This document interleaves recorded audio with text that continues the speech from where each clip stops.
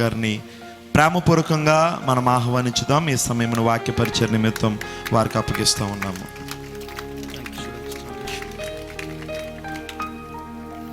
Praise the Lord, హల్లెలూయా. క్రీస్తునందు ప్రియమైన దేవుని పిల్లలందరికీ మరొకసారి ప్రభువైన యేసుక్రీస్తు నామంలో నా యొక్క శుభములు మరి వందనాలు తెలియజేస్తున్నాను. ఈ రాత్రి ప్రభు మీ అందరిని దీవించును గాక. ఇక్కడ పిల్లలు ఎవరు మాట్లాడొద్దు, కదలొద్దు, మాట్లాడొద్దు, ఓకే? నన్ను ప్రేమతో ఆహ్వానించిన స్థానిక సంఘ కాపరి పాస్టర్ నోహం గారికి మరి ప్రభువైన యేసుక్రీస్తు నామంలో నా యొక్క శుభములు తెలియజేస్తున్నాను. అలానే ఇక్కడున్న దైవజనులందరికీ కూడా ప్రభువైన యేసుక్రీస్తు నామంలో నా యొక్క శుభములు మరి వందనాలు తెలియజేస్తున్నాను. అలాగనే ఇక్కడున్న సంఘము, ఆయా ప్రాంతాల నుండి వచ్చిన విశ్వాసులు, స్థానిక గ్రామ ప్రజలు అందరికీ ప్రభువైన యేసుక్రీస్తు నామంలో మా యొక్క శుభములు మరి వందనాలు తెలియజేస్తున్నాను. ఈ రాత్రి దేవుడి చివరి కూటములో తన ఆత్మ చేత మనని నింపి కాలం యొక్క ముగింపులోనికి తీసుకెళ్ళను గాక. ఆత్మలోను శరీరంలోను దేవుడు కాలం యొక్క ముగింపులోనికి తీసుకెళ్ళను గాక. ఆమేన్, హల్లెలూయా. సరే ప్రియమైన దేవుని పిల్లలారా, మరి రాత్రి నేను కొన్ని విషయాలు నేను మాట్లాడగోరుతున్నాను. రాత్రి నేను ఒక సబ్జెక్ట్ని ఎత్తుకున్నాను. మీకు తెలుసు, కాలం యొక్క ముగింపును గురించి నేను మాట్లాడుతూ ఉన్నాను. దాని గురించే మరి ఈ రాత్రి కూడా నేను మరి కొనసాగించాలి అని కొనసాగిస్తానని చెప్పాను. రాత్రి మనం చూసింది, మనం ఆల్రెడీ ఇప్పుడు మన ప్రాణాత్మలో కాలము ముగించబడింది. క్రీస్తు యేసుతో పాటు మనం ఇప్పుడు పరలోకపు స్థలంలో కూర్చొని ఉన్నాము. ఇప్పుడు మనం ఆల్రెడీ నిత్య జీవాన్ని కలిగి ఉన్నాము. నిత్య జీవాన్ని పొందుకోబోవడం కాదు, పొందుకొని ఉన్నాం మనం ఇప్పుడు. హల్లెలూయా. ఎందుకంటే నిత్య జీవైన దేవుడు ఇప్పుడు మనలో ఉన్నాడు. ఆయన మన ఆత్మతో ఏకమై ఉన్నాడు ఇప్పుడు ఆయన. హల్లెలూయా. ఆయన మనము ఒకడవడం వలన ఇప్పుడు మన మరణమును దాటి జీవములోనికి ప్రవేశించిన మనం ఆల్రెడీ. కానీ నెక్స్ట్ స్టెప్, తర్వాత మెట్టు ఏంటంటే ఈ శరీరం కూడా కాలమును దాటుకొని నిత్యత్వంలోనికి అడుగుపెట్టడానికి సిద్ధంగా ఉన్నది. మరి రాత్రి నేను చెప్పినట్టుగా మొదటి రాకడలో యేసుక్రీస్తు ఎప్పుడైతే రక్తమును చిందించాడో, ఎప్పుడైతే ఆయన ఆ విమోచన పథకాన్ని అమలుపరిచాడో, మనము విమోచించబడడం మొదలుపెట్టాడు. ఫస్ట్ మనకు విమోచన మన ఆత్మకు జరిగింది, మన ప్రాణాత్మలకు జరిగినది. మనం ఆల్రెడీ తీర్పులోనికి రాక మరణము నుండి జీవంలోనికి దాటి ఉన్నాం. అమనంటారా? అర్థమైన వాళ్ళందరూ ఆమె చెప్పండి. అది మొదటి రాకడలో జరిగిన రక్షణ. ఇప్పుడు రెండవ రాకడలో జరిగేది ఏంటిది బ్రదర్ అంటే, ఇప్పుడు ఈ శరీరం కూడా కాలము ముగించబడి శరీరానికి మనము మరణము నుండి జీవంలోనికి ప్రవేశించబోతున్నాం ఇక. హల్లెలూయా. అందుకే ఈ రాత్రి మనం జాగ్రత్తగా విన్నాము. మరి దేవుని కుమారుల ప్రత్యక్షత వరకు సృష్టి ఎదురు చూస్తుంది, అవునా? ఇప్పుడు ఆ దేవుని కుమారులు ఎవరో ప్రత్యక్షపరచబడుతున్నారు. ఎందుకంటే ఆ దేవుని కుమారులు దేవుని మనస్సులో జగత్ పునాది వేయబడక మునిపే, లోక పునాదులు వేయబడక మునిపే దేవుని చేత ఏర్పరచబడ్డారు, ఎన్నుకోబడ్డారు. ఆ మనస్సులో ఎన్నుకోబడిన ఆ దేవుని కుమారులు, కుమార్తెలు ఇప్పుడు శరీరంలో ప్రత్యక్షపరచబడతా ఉన్నారు. ప్రైజ్ ది లార్డ్, హల్లెలూయా. ఇప్పుడు శరీరంలో ప్రత్యక్షపరచబడుతున్న ఆ దేవుని కుమారులు, కుమార్తెల కోసం ఈ సృష్టి ఎదురు చూస్తూ ఉన్నది. ఆమేన్, హల్లెలూయా. మరి రాత్రి నేను ఇంకా కొన్ని విషయాలు మీ మధ్యలో మాట్లాడగోరుతున్నాను. మొదటిగా రాత్రి మనం చదివిన లేఖనమే మరోసారి చదువుదాం. రోమీయులకు రాసిన పత్రిక 8వ అధ్యాయం 19వ వచనం నుండి చదువుదాం. రోమీయులకు రాసిన పత్రిక 8వ అధ్యాయం 19వ వచనం. దేవుని కుమారుల ప్రత్యక్షత కొరకు సృష్టి మిగుల ఆశతో తేరు చూచుచు కనిపెట్టుచున్నది. ఏలయనగా సృష్టి నాశ్రమునకు లోనైన దాస్యములో నుండి విడిపింపబడి దేవుని పిల్లలు పొందబోవు మహిమగల స్వాతంత్రము పొందుతున్నను నిరీక్షణ గలదై స్వేచ్ఛగా కాక దానిని లోపర్చిన వాని మూలముగా వ్యర్థపరచబడెను. సృష్టి యావత్తు ఇది వరకు ఏకగ్రీవముగా మూలుగుచ్చు ప్రసవేదన పడుచున్నదని ఎరుగుదుము. అంతేకాదు, వినండి మాట, అంతేకాదు ఆత్మ యొక్క ప్రథమ ఫలమును నొందిన మనము కూడా దత్తపుత్రత్వము కొరకు, అనగా మన దేహం యొక్క మన ఆత్మ యొక్క విమోచన, ఆత్మ యొక్క విమోచన గురించి చెప్తున్నాడు పౌలు గారు. దేహం యొక్క విమోచన గురించి మాట్లాడుతున్నాడు. ఎందుకంటే మొదటి రాకల్లో ఆయన ఎప్పుడైతే వచ్చి రక్తమును చిందించాడో, క్రయధనముగా తన రక్తమును వెలగా చెల్లించాడో, విమోచకుని ధర్మమును జరిగించాడో, ఇప్పుడు ఆ విమోచన పథకంలో ఉన్న వారందరూ విమోచించబడడం మొదలుపెట్టారు. అందులో మొదటిది ఏంటంటే ఆత్మ విమోచించబడుట. అందుకే ఆత్మలో మనం మరణమును దాటి జీవములోకి వచ్చేసాం మనం. Praise the Lord. కానీ ఇప్పుడు దేని కొరకు ఎదురు చూస్తున్నామంటే మన దేహం యొక్క విమోచన కొరకు కనిపెట్టుచు మనలో మనము మూలుగుచున్నాము. Praise the lord. దేవుడి మాటలను దీవించును గాక. ఓకే, 2వ లేఖనం. ఇది ఎప్పుడు జరుగుతుందంటే 2వ రాకడలో జరుగుతుంది. అందుకే 2వ రాకడ గురించి బైబిల్లో పౌలు గారు ఏం రాశాడంటే, తెస్సలోనికీయులకు రాసిన మొదటి పత్రిక 4వ అధ్యాయము 13వ వచనం నుండి ఇలా చెప్తున్నాడు 2వ రాకడ గురించి. This is the second coming. ఇది 2వ రాకడ ఇక్కడ చెప్పబడుతున్న లేఖనం. అది ఇప్పుడు మనమున్న లేఖనం. అది తెస్సలోనికీయులకు రాసిన మొదటి పత్రిక 4వ అధ్యాయము 13వ వచనం చదువుకుందాం. సహోదరులారా, నిరీక్షణ లేని ఇతరుల వారే మీరు దుఃఖపడకుండా నిమిత్తము నిద్రించుచున్న వారిని గూర్చి మీకు తెలియకుండా మాకు ఇష్టం లేదు. యేసు మృతి పొంది తిరిగి లేచినని మనము నమ్మిన ఎడల అదే ప్రకారము యేసునందు నిద్రించిన వారు దేవుడు ఆయనతో కూడా వెంట పెట్టుకొని వచ్చును.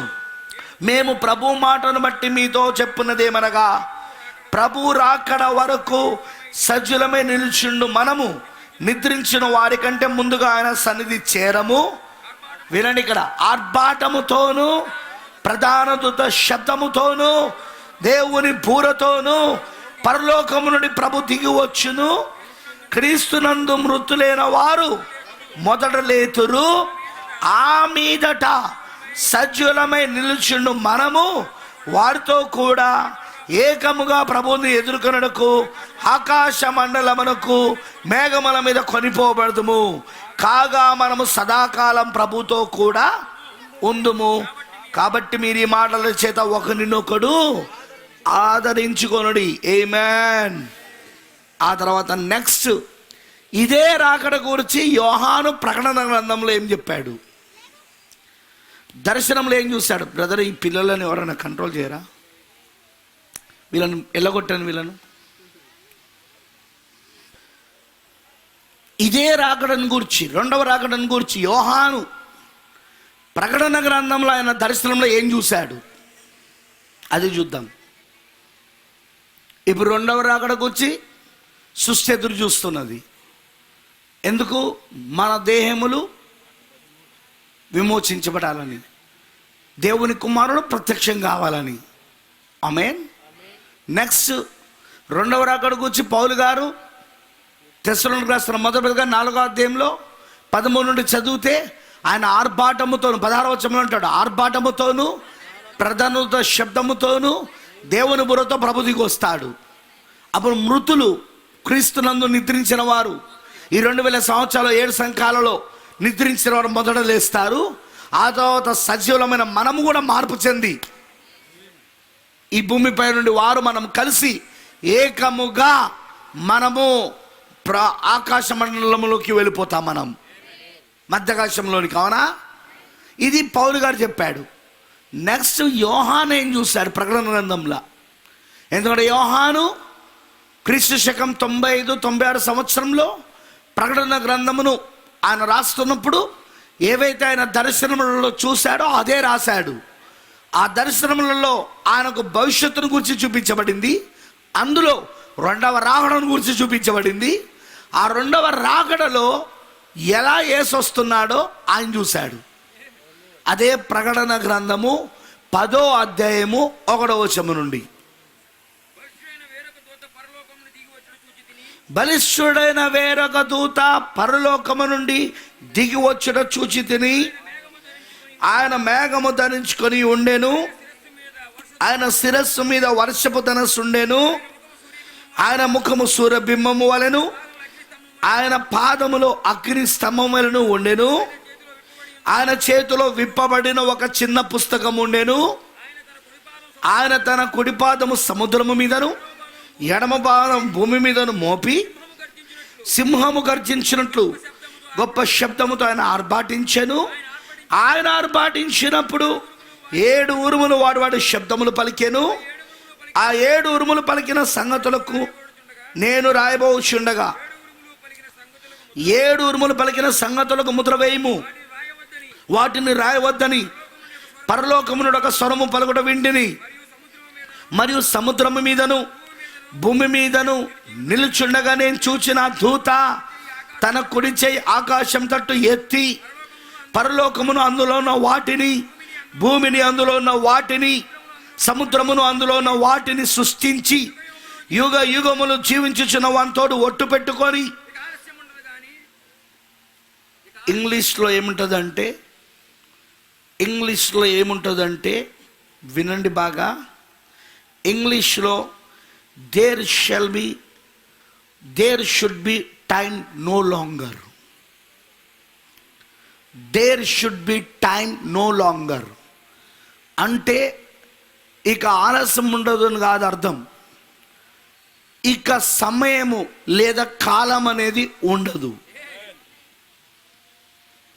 అదే కాలం యొక్క ముగింపు. ఇక సమయము లేక కాలం అనేది ఉండదు అని ఉంటుంది అక్కడ ఇంగ్లీష్లో. There should be time no longer అంటే ఇక సమయం అనేది ఉండదు. ఇక ఎప్పుడట 7వ వచనంలో అంటున్నాడు, 7వ దూత పలుకు దినములలో అతడు బూర ఊదబోచుండగా దేవుడు తన దాసులకు ప్రవక్తలకు తెలిపిన సువార్త ప్రకారము దేవుని మర్మము సమాప్తమగునని చెప్పెను. ప్రభు ఈ మాటలను దీవించును గాక. Let us pray. ప్రార్థించుకుందాం. Let us pray. మహోన్నతుడా, సర్వోన్నతుడా, సర్వశక్తిమంతుడా, నీకు వందనములు తండ్రి. ప్రభు అయిన దేవా, ఈ చివరి కూటములోనికి నువ్వు మమ్మల్ని అందరినీ నడిపించినందుకు స్తోత్రాలు. ఈ గ్రామానికి, ఇక్కడున్న ప్రజలకు, ఈ చుట్టుపక్కల ఉన్న వారికి కాలం యొక్క ముగింపు వర్తమానమును ప్రకటించుటకు ఈ కూటాలు ఏర్పాటు చేయబడ్డాయి. నిజంగా కాలము ముగించబడుతున్న సమయంలో ఉన్నాం మేమిగా. మొదటిగా అది ఆ కాలం యొక్క ముగింపు మా ఆత్మలో ఎలా జరుగుతున్నది అంటే మా ఆత్మకు కాలం యొక్క ముగింపు ఎలా జరుగుతున్నది, ఆ తర్వాత మా దేహాలకు, మా శరీరాలకు కూడా కాలం యొక్క ముగింపు ఎలా జరుగుతున్నదో మేము గ్రహించే కృపను దయచేయి. ప్రభు అయిన దేవా, ఈ రాత్రి నీకు రంగంపైకి నేను ఆహ్వానిస్తున్నాం. ప్రభువా, బలిష్ఠుడైన దూతగాను ఇక్కడికి దిగిరా. ఎందుకంటే ఇక కాలం అనేది లేదు అనేదే నీ వర్తమానమై ఉన్నది. నువ్వు బలిష్ఠుడైన దూతగా దిగొచ్చినప్పుడు నువ్వు తీసుకొచ్చిన వర్తమానం ఏంటంటే కాలం యొక్క ముగింపు వర్తమానం. ఇక నిత్యత్వం ప్రారంభమయ్యే వర్తమానం. కాలము ముగించబడి ఇక నిత్యత్వము మొదలవుతున్న వర్తమానాన్ని తీసుకొచ్చావు. అది కూడా నిత్యత్వానికి సంబంధించిన వాళ్ళ దగ్గరికి. ప్రభువా, మేమెంత ధన్యులం ప్రభువా. మాకు కాలము ముగించబడి ఇక మేము నిత్యత్వములో నిత్య జీవులుగా ఉండబోతున్నాం. ఇక అది కూడా దగ్గరకు వచ్చేసింది ఇప్పుడు. ఎందుకంటే 7వ దూత వచ్చాడు, అతను బూర ఊదాడు, దేవుని మర్మం అంతా సమాప్తమైపోయింది. అతని దినములలోనే ఆ బలిష్ఠుడైన దూతగాను దిగొచ్చి ఇక కాలం అనేది ముగించబడిందనే వర్తమానాన్ని నువ్వు తీసుకొస్తా ఉన్నావు ప్రభువా. అదే ఈ రాత్రి ఇక్కడ ప్రకటించడానికి మేము వచ్చి ఉన్నాము. యేసయ్యా, తప్పకుండా నీ పిల్లలు దాన్ని పట్టుకునే భాగ్యం దయచేయి. ఖచ్చితంగా నిత్యత్వానికి సంబంధించిన జీవులు ఇక్కడ ఉన్నారు. కాలానికి సంబంధించిన వాళ్ళు కాదు, వాళ్ళు నిత్యత్వానికి సంబంధించిన వాళ్ళు. ఎందుకంటే వాళ్ళు ఏర్పరచబడింది నిత్యత్వంలా, వాళ్ళు ఎన్నుకోబడింది నిత్యత్వంలా. వాళ్ళు ఆ ఏర్పాటు ఎన్నికలో, ఆ ముందు నిర్ణయంలో నిత్యత్వంలో ఉండడానికే నిత్యత్వంలో వాళ్ళు ఏర్పరచబడ్డారు వాళ్ళు. అందుకే ఇప్పుడు కాలము నుండి వాళ్ళు నిత్యత్వానికి వెళ్ళబోతున్నారు.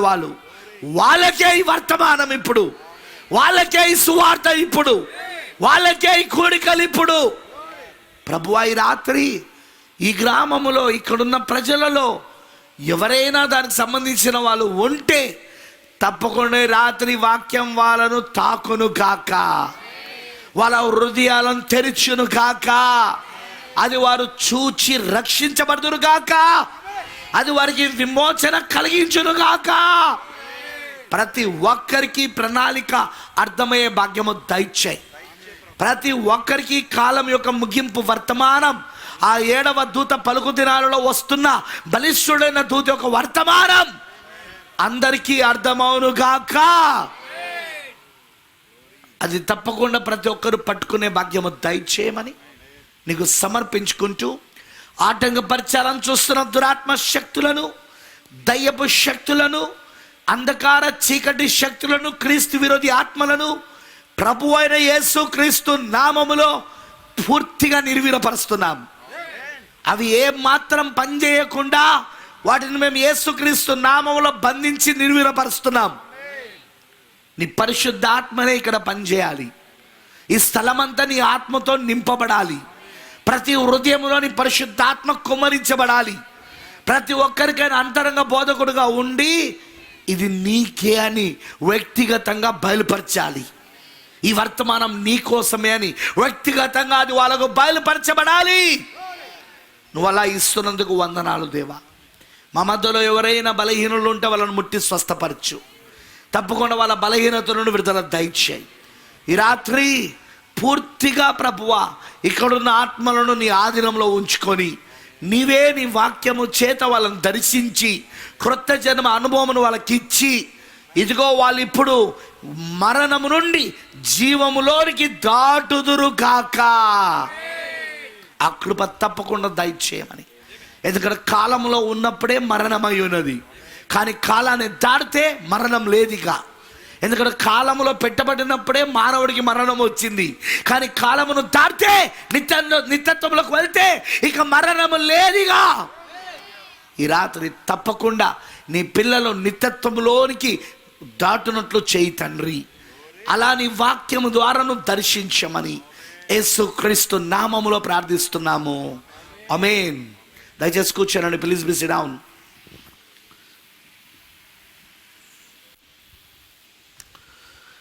క్రీస్తునందు ప్రియమైన దేవుని పిల్లలందరికీ మరొకసారి ప్రభువైన యేసుక్రీస్తు నామములో నా యొక్క శుభములు మరి వందనాలు తెలియజేస్తున్నాను. ఈ రాత్రి చెప్పే వర్తమానాన్ని మీరు జాగ్రత్తగా వింటారని నేను నమ్ముతున్నాను. నేను this is completely full gospel. ఇది సంపూర్ణ సువార్త.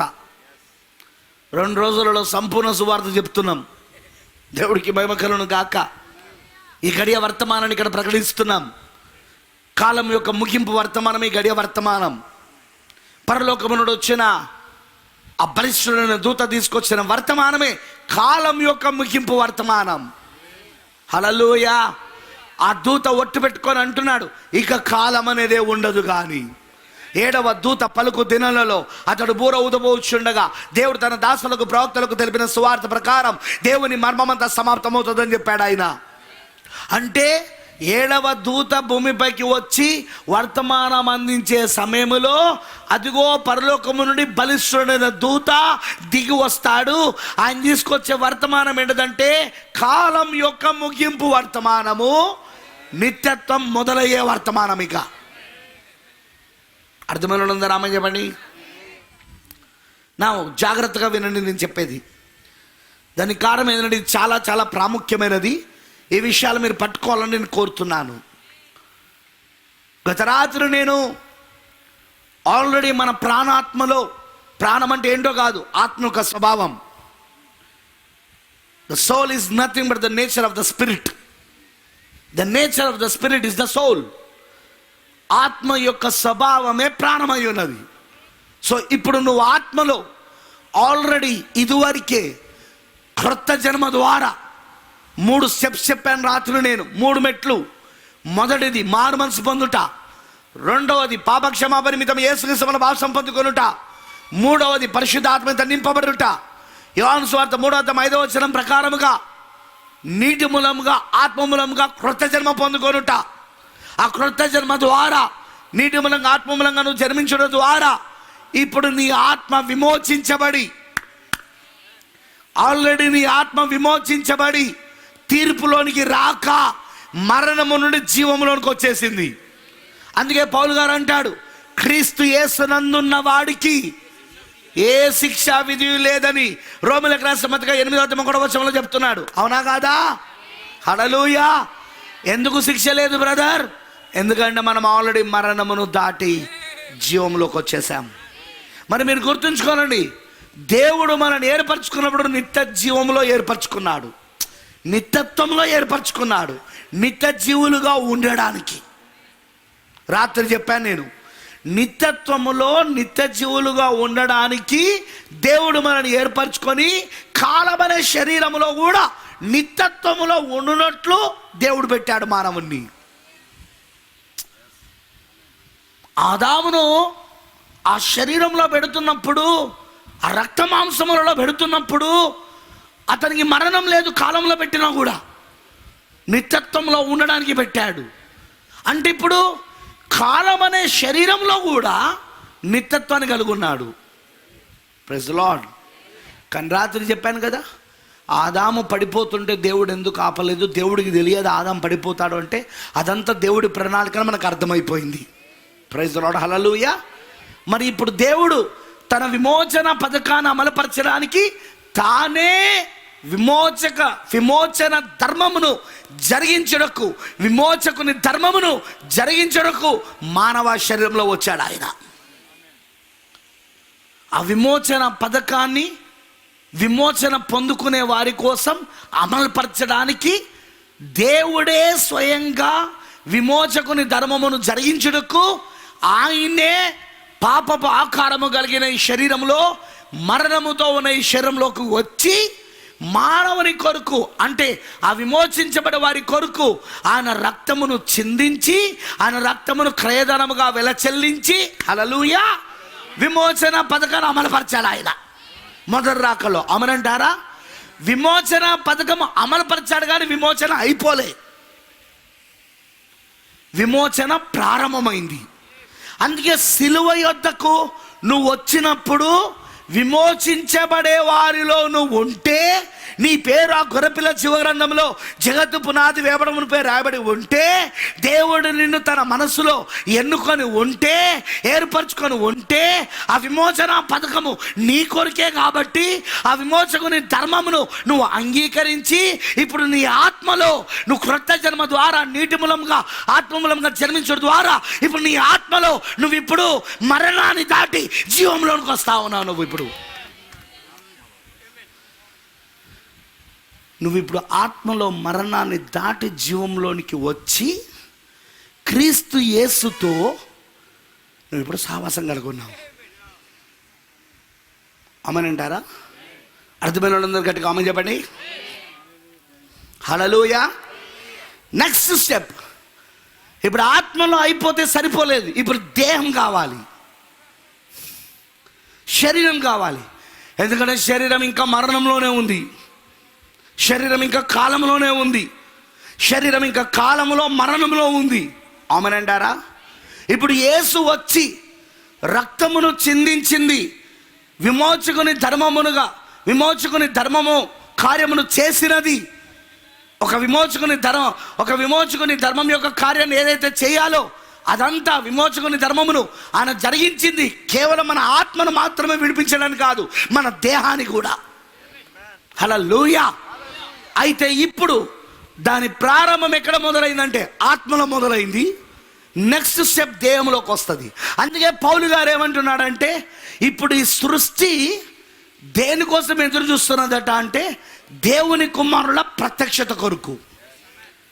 బ్రదర్, దేవుని కుమారుల ప్రత్యక్షత కొరకు సృష్టికి సంబంధం ఏంటి? That's the question.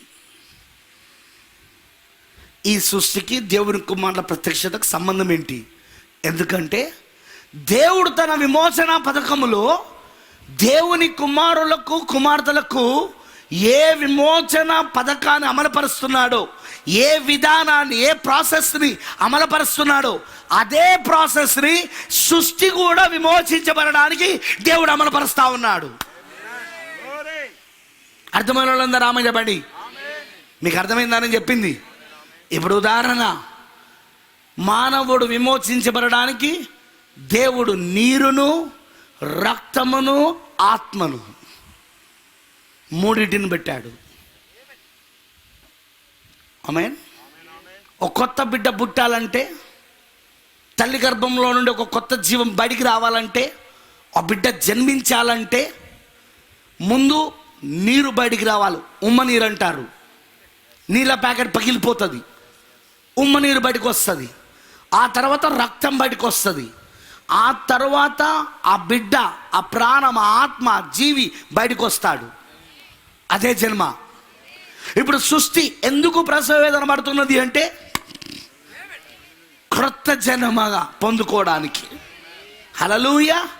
అయితే దేవుడు ఏం చేశాడంటే ఇటు సృష్టికి అటు మానవుడికి లింక్ పెట్టాడు. ఎందుకంటే మానవుడు పడిపోయినప్పుడు సృష్టి కూడా పడిపోయింది. కారణం, దేవుడు మానవుని సృజించినప్పుడు దేవుడు తన రూపంలో, తన పోలికలో మానవుని సృజించి ఆ నిత్య జీవైన మానవుణ్ణి మట్టి నుండే తీసుకొని మట్టి దేహములో పెట్టి, కాలం అనే మట్టి దేహములో పెట్టి ఈ సృష్టిని పరిపాలించమని ఈ సృష్టిని మానవుని కాల క్రింద పెట్టాడు. ఇవన్నీ ఆదికాండం 1వ అధ్యాయంలో రాయబడ్డాయి. ఎందుకంటే దేవుడు మానవుని సృష్టించాక ఏమని ఆస్వాదించాడో తెలుసు కదా మీకు. చదువుదాం ఒకసారి. 1వ అధ్యాయం 18 వచ్చిన 21వ అధ్యాయం ఆదికాండము 1వ అధ్యాయం చూడండి ఒకసారి నాతో పాటు. 26, 27 వచనంలో దేవుడు తన స్వరూపంలో సృజించాడు. ఓకే. 28వ వచనం చూడండి. దేవుడు వారిని ఆస్వాదించెను. ఎట్లనగా మీరు ఫలించి అభివృద్ధి పొంది విస్తరించి భూమిని నిండించి దాన్ని లోపరుచుకొనుడి. దేని లోపరుచుకోవాలా? భూమిని. భూమి ఎవరి ఆధీనంలో ఉంది ఇప్పుడు? దేవుని కుమారుని ఆధీనంలో, దేవుని కుమార్తెని ఆధీనంలో. సృష్టి ఇప్పుడు ఎవరి ఆధీనంలో ఉంది? దేవుని కుమారుడు, దేవుని కుమార్తె ఆధీనంలో. దేవుడు ఈ సృష్టిని సృజించాక ఈ సృష్టిని ఎవరి ఆధీనంలో పెట్టాడు? ఎవరిని దీనిపైన పరిపాలకుడిగా పెట్టాడంటే, పరిపాలించే అధికారం ఎవరికి ఇచ్చాడంటే తన స్వరూపములో, తన పోలికలో సృజించబడిన మానవుడికి. అవునంటారా?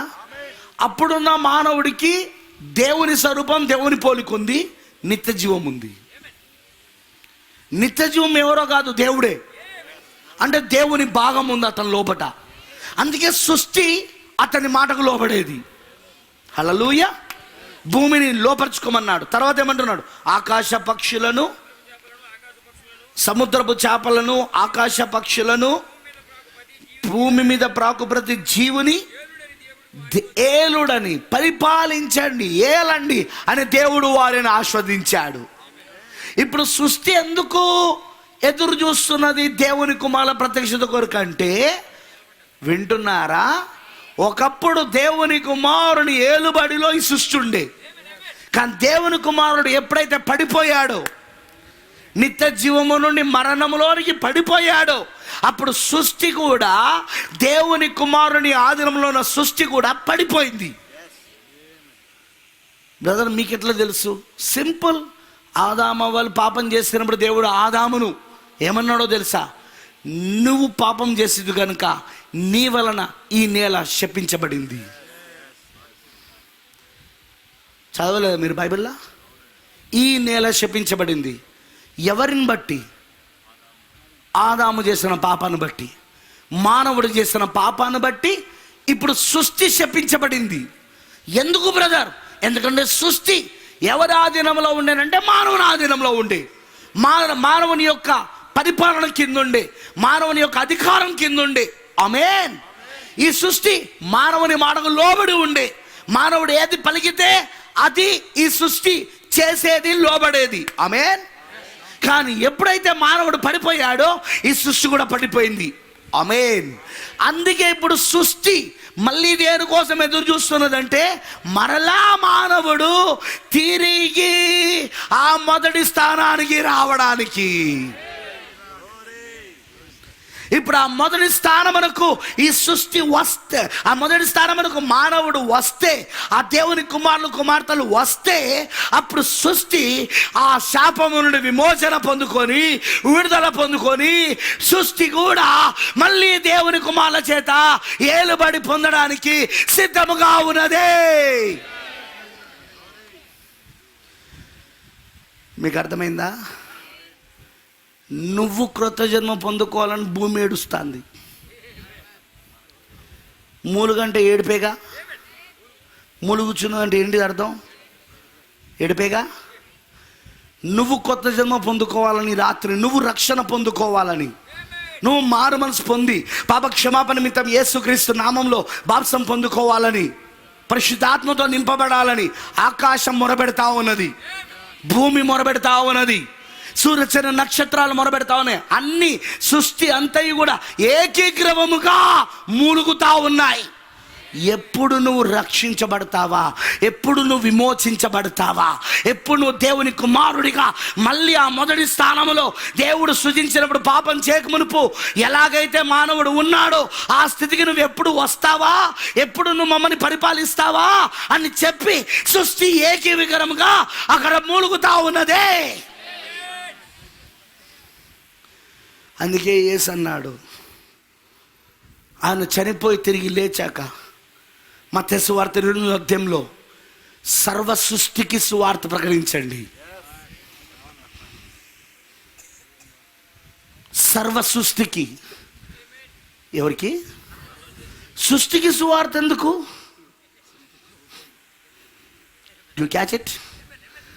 సృష్టికి సువార్త ఎందుకు? యేసయ్య అంటే యేసయ్య ఆదికాండం 1 దానికి వెళ్ళి చూపిస్తాడు దీన్ని. నీ వలనేరా ఈరోజు సృష్టి పడిపోయి ఉంది, శపించబడింది. ముళ్ళ తుప్పలు, గచ్చ పొదలు ఇవన్నీ రావడానికి కారణం నీ వలననేరా. అంతకుముందు నా ఏదోను తోటలో పనికిరాని చెట్టే లేదు, అన్ని ఫలాలు ఇచ్చే చెట్టే. ఎందుకంటే పలకబడిన మాట, వాటి వాటి ఫలముల చొప్పున విత్తనము కలిగిన ఫలములు కలిగిన చెట్లను భూమి మొలిపించును కాక అన్నాడు ఆయన. ఆ ఫలాలని తినొచ్చని దేవుడు పెట్టాడు. కానీ ఇప్పుడు ఏదైనా తిన్నావు అనుకో సస్తావు. ఎందుకంటే ఇప్పుడు శాపం వలన భూమి గచ్చ పొదలను, ముళ్ళ పొదలను, కాని చెట్లను కూడా ఇవ్వడం మొదలుపెట్టింది. అందుకే ఇప్పుడు భూమి దేనికోసం ఎదురు చూస్తుంది, ఆకాశం దేనికోసం ఎదురు చూస్తున్నది, సృష్టి దేనికోసం ఎదురు చూస్తున్నది? దేవుని కుమారులు ఎప్పుడు విమోచించబడతారా, ఎప్పుడు ప్రత్యక్షపరచబడతారా? ఎందుకంటే వాళ్ళ వలననే మేము ఈరోజు ఈ స్థితిలో ఉన్నాం. ఇప్పుడు వాళ్ళు మళ్ళీ తిరిగి వారి స్థానంలోనికి వస్తే మేము కూడా తిరిగి మా స్థానానికి వస్తాం. ఎప్పుడు మరి ప్రవక్త భవిష్యత్తు గ్రంథంలో అద్భుతంగా చెప్పాడు. పరలోకపు పెళ్లి కుమారుడు, భూలోకపు పెళ్లి కుమారుడు యొక్క భవిష్యత్తు గ్రంథంలో నేను ఆల్రెడీ చెప్పాను. నేను సృష్టికి, ఈ భూమికి మరియు మానవుడికి ఇద్దరికి ఒకే ప్రణాళిక. నీరు, రక్తము, అగ్ని. నోవాహు కాలంలో నీటి ద్వారా ఈ భూమి శుద్ధీకరణ పొందుకున్నది, నీటి బాప్తిజం పొందుకున్నది. రక్తము ద్వారా యేసుక్రీస్తు వచ్చి భూమి యొక్క మధ్య భాగమై ఉన్న యెరూషలేములో రక్తము కాచుడు ద్వారా ఇప్పుడు రక్తం యొక్క భావం పొందుకున్నది. నెక్స్ట్ పేతురు రాసిన పత్రిక ప్రకారముగా, మలాకి 4వ అధ్యాయం 1వ వచనంలో చెప్పిన ప్రకారముగా, ఇంకా చాలా లేఖనాలు బైబిల్లో, వాటి ప్రకారముగా అగ్ని బాప్తిజం కొరకు భూమి ఎదురు చూస్తా ఉన్నది. హల్లెలూయా. నీటి బాప్తిస్మము, రక్తం యొక్క బాప్తిస్మము, మరి అగ్ని బాప్తిస్మం. ఆమేన్. సేమ్ అదే ప్రణాళిక ఇదిగో ఈ భూమికి కూడా పెట్టాడు, ఇదిగో ఈ మట్టికి కూడా పెట్టాడు. ముందు నీరు బాప్తిస్మం, నీటి బాప్తిస్మం, రక్తంలో కడగబడుట. ఆమేనంటారా? ఆ తర్వాత పరిశుద్ధాత్మ అగ్ని బాప్తిస్మం. హల్లెలూయా. మీకు అర్థమైందని చెప్పింది. అప్పుడు నువ్వు కొత్త వ్యక్తిగా మారుతా ఉన్నావు. అప్పుడు ఈ భూమి కొత్త భూమిగా మారుతా ఉన్నది, కొత్త ఆకాశముగా మారిపోతా ఉన్నది. ప్రకటన 21లో ఇదిగో నేను కొత్త భూమిని కొత్త ఆకాశమును చూచి తిని, పాతవి గతించిపోయేను.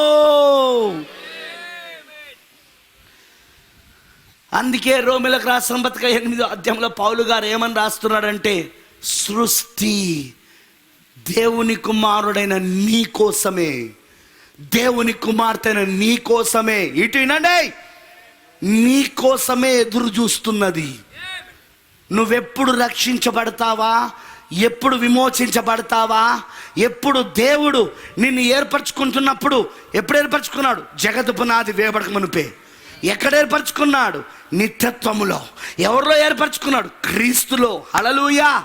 ఎలా ఉండడానికి ఏర్పరచుకున్నాడు? దేవుని కుమారుడుగా, దేవుని కుమార్తెగా, నిత్య జీవుగా ఉండడానికి ఏర్పరచుకున్నాడు. తిరిగి నువ్వు ఆ స్థానానికి ఎప్పుడు వస్తావా అని సృష్టి ఎదురు చూస్తా ఉన్నది ఈ రోజున. అందుకే మూలుగుతూ ప్రసవేదన పడుతున్నది. సృష్టి పడినట్టుగానే ఈరోజు మనం కూడా మూలుగుతూ ప్రసవేదన పడుతున్నాం. ఎందుకంటే మన ఆత్మలో ఆల్రెడీ మరణము నుండి జీవంలోనికి దాటున్నాం, కానీ ఇంకా దేహంలో దాటలేదు. కాబట్టి ఈ దేహం యొక్క విమోచన కొరకు, హల్లెలూయా, ఇందులో మనం మూలుగుతున్నామని అందుకే రాశాడు. సృష్టి మూలుగుతున్నది, మనము మూలుగుతున్నాం. ఆమేన్. బాగా వినండి ఇప్పుడు నేను చెప్పేది. మొదటి రాకడలో ఆయన వచ్చి రక్తమును చిందించినప్పుడు, తన రక్తమును క్రయధనముగా వెలగా చెల్లించినప్పుడు నీకు విమోచన పథకం అమలైంది, అమలుపరచబడింది. ఆ విమోచన పథకంలో మొదటిగా నువ్వు నీటి మూలంగా ఆత్మ మూలంగా జన్మించడం ద్వారా, వింటున్నారా? నీటి మూలంగా ఆత్మ మూలంగా జన్మించడం ద్వారా, నీరు రక్తము ఆత్మ ద్వారా జన్మించడం ద్వారా నీ ఆత్మ ఇప్పుడు ఆల్రెడీ మరణమును దాటి, తీర్పులోనికి రాక మరణమునకు దాటి జీవములోనికి ప్రవేశించున్నది. కానీ ఇప్పుడు రెండవ రాకడలో ఏం జరుగుతుంది అంటే, ఇప్పుడు నీ దేహం, నీ శరీరం, నీ మట్టి, నీ భూమి మరణము నుండి జీవములోనికి దాటబోతున్నది. Praise the Lord. హల్లెలూయా. ఇది రెండవ రాకడలో జరిగేది. ఈ రెండవ రాకడలో జరిగే కార్యాన్ని అపోస్తలుడైన పౌలు గారు తెస్సలోనికీయులకు రాసిన మొదటి పత్రిక 4వ అధ్యాయంలో 13వ వచనం నుండి రాసుకుంటూ వస్తున్నాడు. 16వ వచనానికి వచ్చినప్పుడు ప్రభు రాకడ ఎలా జరుగుతుందో చెప్తున్నాడు. ఎలా జరుగుతుంది అన్నాడంటే, ఆర్భాటముతోనూ, ప్రధాన దూత శబ్దముతోనూ, దేవుని బూరతోనూ ప్రభు దిగి వస్తాడని రాస్తున్నాడు. హల్లెలూయా. అప్పుడు ఆయన దిగొచ్చినప్పుడు, అదిగో ఆ 3 కార్యాలు జరిగినప్పుడు, అదిగో క్రీస్తునందు మృతులైన వారు మొదటగా లేస్తారు. Praise the Lord. వాళ్ళ దేహాలు భూమిలో కలిసిపోయి ఉన్నాయి.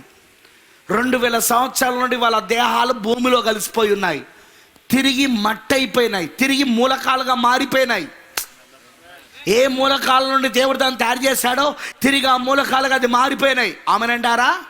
కానీ ప్రభు ఒక రాకడ, రెండవ రాకడలో ఆయన ఆర్భాటముతో, ప్రధాన శబ్దముతో, దేవుని బూరతో ఆయన దిగొచ్చినప్పుడు, ఈ 3 కార్యాలు జరిగినప్పుడు, అదిగో ఆ మూలకాలుగా మారిపోయిన ఆ దేహం మరలా తిరిగి లేపబడుతుంది. దీన్ని దేవుడు తయారు చేసేటప్పుడు కొంచెం పొటాషియం తీసుకున్నాడు, కొంచెం కాల్షియం తీసుకున్నాడు, వింటున్నారా? కొంచెం ఐరన్ తీసుకున్నాడు, కొంచెం సల్ఫర్ తీసుకున్నాడు. ఇలా 16 మూలకాలను తీసుకొని ఈ శరీరాన్ని తయారు చేశాడు, ఈ దేహాన్ని తయారు చేశాడు. వింటున్నారా? కానీ ఇప్పుడు ఒక వ్యక్తి క్రీస్తునందు నిద్రించిన వాడు, చనిపోయిన వాడు ఏమవుతాడంటే, అతని దేహం మళ్ళీ మట్టి కప్ప చెప్పబడినప్పుడు ఏ మూలకాలంలో నుండి అది తయారు చేయబడ్డదో తిరిగి ఆ మూలకాలంలోనికి వెళ్ళిపోతుంది అది. కానీ ప్రభు రాకడలో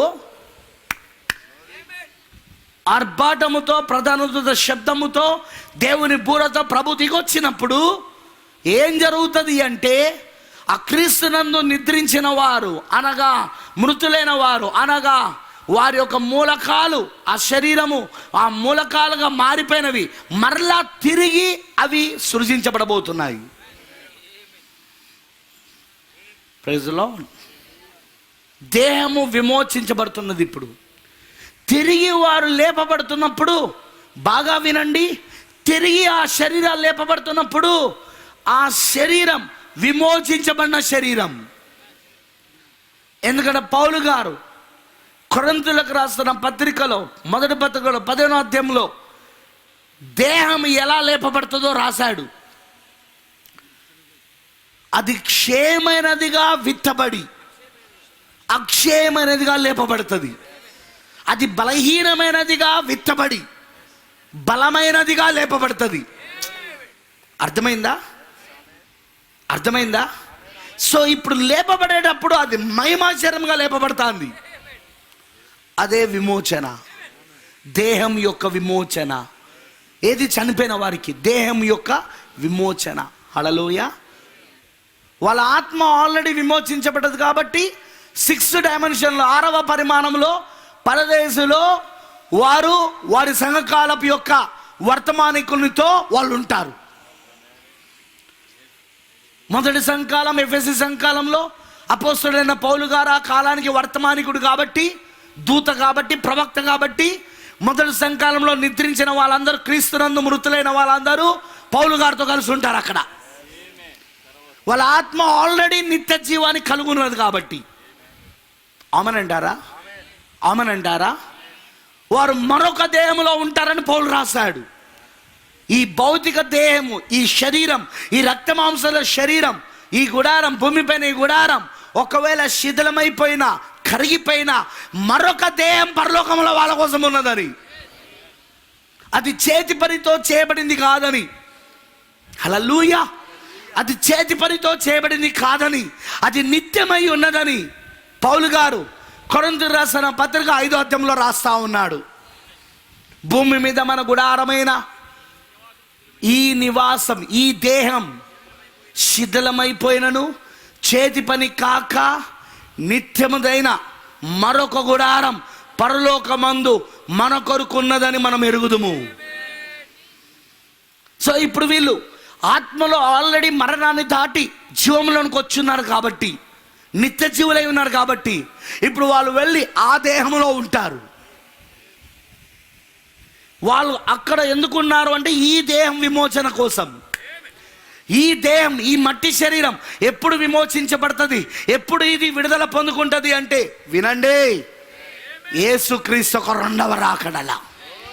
అందుకే వాళ్ళు యేసుక్రీస్తు ఒక 2వ రాకడ కొరకు వాళ్ళు ఎదురు చూస్తూ ఉన్నారు వాళ్ళు ఇప్పుడు. హల్లెలూయా. ఎందుకంటే యేసుక్రీస్తు ఒక 2వ రాకడలోనే క్షేమైనదిగా విత్తబడి అక్షయమైనదిగా లేపబడుతుంది. మర్తమైనదిగా విత్తబడి అమర్తమైనదిగా లేపబడుతుంది. బలహీనమైనదిగా విత్తబడి బలమైనదిగా లేపబడుతుంది. మహిమగలదిగా లేపబడుతుంది. హల్లెలూయా. అర్థమైన వాళ్ళందరూ ఆమె చెప్పండి. అది మృతులకు. ఒకవేళ 2వ రాకడలో మనం సజీవంగా ఉంటే, సజీవంగా ఉన్న వాళ్ళ పరిస్థితి ఏంది? దాని గురించి కూడా పౌలు రాశాడు. సజీవంగా నిలిచిన మనము, వింటున్నారా, మార్పు చెందుతామన్నాడు. 2వ రాకడలో మనం మార్పు చెందుతాము. మొదటి రాకడలో మన ఆత్మ మార్పు చెందింది. ఇప్పుడు 2వ రాకడలో మన దేహం మార్పు చెందుతా ఉన్నది. పట్టుకున్నారా? మొదటి రాకడలో మన ఆత్మ మార్పు చెందింది, మన ఆత్మ రూపాంతరపరచబడింది. Praise the lord. దేవుని మహిమలోనికి వచ్చింది. హల్లెలూయా. కానీ ఇప్పుడు 2వ రాకడలో మన దేహము రూపాంతరపరచబడబోతున్నది. మన దేహము ఆమేన్ మార్పు చెందబోతున్నది. ఎలా మార్పు చెందుతుంది అన్నాడంటే, కొరింథీయులకు రాసిన పత్రికలోనే ఆయన ఇలా అన్నాడు, క్షయత అక్షయత చేత మింగివేయబడుతుంది. అంటే అక్షయ శరీరం వచ్చి ఏం చేస్తుందంటే ఈ క్షయమైన శరీరం పైన ధరించుకుంటుంది. అమర్త్యత మర్త్యమైన దానిని మింగివేస్తుంది. ఎప్పుడైతే అమర్త్య శరీరము అక్షయ శరీరము థియోఫనీ, దాన్నే గ్రీకు భాషలో ఏమంటారంటే థియోఫనీ అంటారు. వింటున్నారా? థియో అనగా దేవుడు, ఫనీ అనగా శరీరం. దేవునికి సంబంధించిన శరీరం అది. ఆ శరీరం వచ్చి ఎప్పుడైతే ఈ శరీరం పైన ధరించుకుంటుందో, హల్లెలూయా, అప్పుడు సజీవంగా ఉన్న నిలిచిన మనం కూడా మార్పు చెంది దేహముల విమోచన పొందుకొని, నాకు ఇప్పుడు 46 సంవత్సరాలు, మొన్ననే బర్త్డే అయింది. కానీ నేను మార్పు చెందినప్పుడు 46 సంవత్సరాల మార్కుగా ఉండను. ఓయ్, మరి నేను ఎలా ఉంటాను? 18 నుండి 20 సంవత్సరాల యువకుడైన మార్కుగా ఉంటా. మీలో ఎవరైనా ఇక్కడ 50 సంవత్సరాలు, 60 సంవత్సరాలు, 70 సంవత్సరాలు ఉన్న వాళ్ళు ఉంటే, మీలో ఎవరైనా ఇక్కడ 5 సంవత్సరాలు, 7 సంవత్సరాలు, 10 సంవత్సరాలు కలిగిన పిల్లలుగా మీరుంటే, మీరు ఆ రాకడలో ఏమవుతారో తెలుసా? మీ దేహం విమోచించబడినప్పుడు ఏమవుతుందో తెలుసా? మీరు 18 నుండి 20 సంవత్సరాల యువతి యువకులుగా మారిపోతారు మీరు. అందుకే జుట్టు ఉడిపోయిందని బాధపడకు. జుట్టు తెల్లబడిందని రంగేయకు. వయసును దాచిపెట్టడానికి. నేను ఇంకా కుర్రోనే చూసిన మనిషి లోపల కోరిక పోలే. అందుకే జుట్టుకు గోదరేజ్ రంగేస్తున్నారు. కోరిక యవనస్తులుగా ఉండాలని. ఆ కోరిక ఎలా తీరాలో మేము చెప్తే నమ్మడు, కానీ గోదరేజ్ చెప్తే మాత్రం నమ్ముతాడు. నమ్మినా వాడికి తెలుసు ఇదంతా ఉట్టిదే అని. ఎందుకంటే వేసుకున్న 2 రోజులకే ఇలా చూస్తే లోపల తెల్లే కనబడతాంటే. అవునా కాదా? నిజమా కాదా? యవనస్తుడుగా ఉండాలని, యవనస్తురాలుగా ఉండాలనే కోరిక మానవుల్లో ఎందుకు ఉంటుంది అంటే అది మొదటిగా దేవుడు పెట్టిన విధానం. అది మీకు తెలుసా? ఆదామును సృజించినప్పుడు జోజో లాలి పాప అనుకుంటా తీసుకురాలే. ఆదాము ఎంత వయసో తెలుసా? 20 సంవత్సరాల యువకుడు. సరే, అవ్వను ఆదాములో నుండి బయట తీస్తున్నప్పుడు చిన్న బిడ్డని ఎత్తుకొని వచ్చి, ఆదామా నీ భార్య వచ్చిందని అనలేదు. ఆమె ఎంత వయసులో ఉందో తెలుసా? ఆమె 18 సంవత్సరాల యువతిగా ఉన్నది ఆమె. ప్రైజ్ ది లార్డ్, హల్లెలూయా. ఆదాము 20 సంవత్సరాల యువకుడిగా ఉంటే ఆమె 18 సంవత్సరాల యువతిగా ఉన్నది. అదిగో ఆ కోరిక ఇంకా మనలో సావలేదు కాబట్టి జుట్టుకు రంగులు ఎత్తారం. వయసును జయించడానికి చాలా రకాల పద్ధతులను మనము పాటిస్తాం. ఈ మందులు వాడితే వయసు తొందరగా రాదట. ఈ మందులు వాడితే, లేకపోతే ఈ కూరగాయలు తింటే, లేకపోతే ఈ కషాయాలు తాగితే నువ్వు తొందరగా ముసలుడు కావట. కోరిక అది ఎక్కడి నుండి వచ్చింది? ఆ కోరిక అలా ఉండాలని. నిజంగా దేవుడు మానవుని సృజిస్తున్నప్పుడు అలాగా ఉండునట్లు పెట్టాడు కాబట్టి మనిషిలో ఇంకా కోరిక అలానే ఉంది. కానీ అలా ఉన్న కోరికను నువ్వు ఎలా సాధించాలో అంటే దాన్ని నువ్వు ఏంటిది అది యూట్యూబ్లో వీడియోలు చూసో, లేకపోతే జుట్టుకు రంగులు వేసుకోరో, కషాయాలు తాగో కాదు. ఇగో ఇక్కడ ఉంది బైబిల్లో పద్ధతి. నువ్వు మళ్ళీ యవనస్తుడు అయ్యే పద్ధతి, మరలా నువ్వు యవనస్తురాలుగా మారే పద్ధతి. హల్లెలూయా. వింటున్నారా? అర్థమైన వాళ్ళందరూ గడిగాలలో చెప్పండి. ఏదందరూ ఒకసారి చప్పలు కొట్టి ప్రభుత్వం సూచించండి. ఆ పద్ధతి దేవుడు ఈ బైబిల్లో పెట్టాడు. ఆ క్రమాన్ని, ఆ పద్ధతిని, దాన్ని చెప్పడానికి మేము వచ్చినాం. మీలో ఎంతమందికి తిరిగి యవనస్తులు కావాలని ఉంది? ముందు నా దేశం పైకెత్తుతుంది. నాకైతే మళ్ళీ యవనస్తులు కావాలని ఉంది. ఆమేన్. ఈ శరీరంలో ఇప్పుడున్న పద్ధతుల ద్వారా యవనస్తులం అవ్వడం సాధ్యం కాదు. అవునా కాదా? జుట్టు తెల్లబడిన జుట్టు మళ్ళీ నల్లబడడం సాధ్యం కాదు. రంగులు వేసుకొని వేషధారణ తప్ప. అది వేషధారణేగా, తెల్లదాన్ని నలుపు చేసుకున్నప్పుడు. నటించడమే తప్ప ఏమన్నా నిజమా? అది నిజం ఒరిజినల్ ఏంటో 4 రోజుల తర్వాత చెప్తా. రంగేసుకోకుండా రా నా దగ్గర. కానీ నువ్వు రంగేసుకుంటున్నావు అంటే జుట్టుకి ఏంటిది? నువ్వు నటిస్తున్నావు. నేను యవనస్తున్నాను. కానీ ఈ రాత్రి నేను చెప్తున్నాను, ఆ పద్ధతి ఇదిగో ఇక్కడ ఉంది. ఈ పద్ధతిలోనికి కనుక నువ్వు వస్తే, బైబిల్ చెప్పిన పద్ధతిలోనికి, ఈ రక్షణ సువార్తలోనికి వస్తే, ఈ విధానంలోనికి వస్తే, నువ్వు మళ్ళీ యవనస్తుడు అవుతావు. నువ్వు మళ్ళీ యవనస్తురాలుగా మారిపోతావు. హల్లెలూయా. నీ దేహము విమోచించబడుతుంది. ఆమేన్. దానికి వయసు ఉన్నదిగా. ఆమేన్. మరణం ఉండదు. ఆమేన్. వయసు ఉండదిగా. హల్లెలూయా. అయ్యో నడుము నొప్పి, అయ్యో ముక్కల నొప్పులు, అయ్యో గ్యాస్ ప్రాబ్లం, గ్యాస్ తంతా ఉన్నది బయటికే, అయ్యో షుగర్ వచ్చింది, నేను స్వీట్లు తినలేను, అయ్యో నా కిడ్నీలకు ప్రాబ్లం మొదలైంది, ఇక నేను అన్ని తినలేను నేను ఇక, అయ్యో నాకు ఊపిరి తిత్తుల ప్రాబ్లం ఉంది. ఆ దేహంలో ఇవన్నీ ఉండవు, ఎందుకంటే అది విమోచించబడిన దేహం. అది ఈ దేహంలో మరణం ఉంది కాబట్టే రోగాలు ఉన్నాయి. ఈ దేహంలో వ్యాధులు ఉన్నాయి, ఎందుకంటే మరణం ఉంది కాబట్టే. కానీ ఆ విమోచించబడిన దేహంలో ఆమేన్ మరణము లేదు, ఆకలి లేదు, దప్పిక లేదు, రోగాలు లేవు, వ్యాధులు లేవు, ఏమీ లేవు, ఎందుకంటే అవన్నీ మరణానికి సంబంధించినవి. కానీ ఇప్పుడు ఆ మరణమే లేదు. వింటున్నారా? ఈ రాత్రి గనుక మేము చెప్పే ఈ కాలము ముగింపు యొక్క వర్తమానాన్ని నమ్మితే, మీరిప్పుడు మీ వయసు తిరిగి వెనుకకు వచ్చే పద్ధతిని మీరు పొందుకోగలుగుతారు. తిరిగి మీ వయసు మళ్ళీ 18-20 సంవత్సరాల యువకులుగా పొందుకునే పద్ధతి మీరు పొందుకుంటారు. అలా పొందుకోవడమే కాదు, అసలు ఆ దేహంలో ఇక రోగాలు ఉండవు, ఆ దేహంలో ఇక వ్యాధులు ఉండవు, ఆ దేహంలో షుగర్ ఉండదు. No sugar. అది విమోచించబడిన దేహం. అది నువ్వు అన్ని తినొచ్చు. You can eat anything. ఏదైనా తినొచ్చు నువ్వు. ఆ దేహంలో ఏం తిన్నా నీకు షుగర్ రాదు, ఏం తిన్నా నీకు బీపీ పెరగదు, ఏం తిన్నా కిడ్నీలు చెడిపోవు.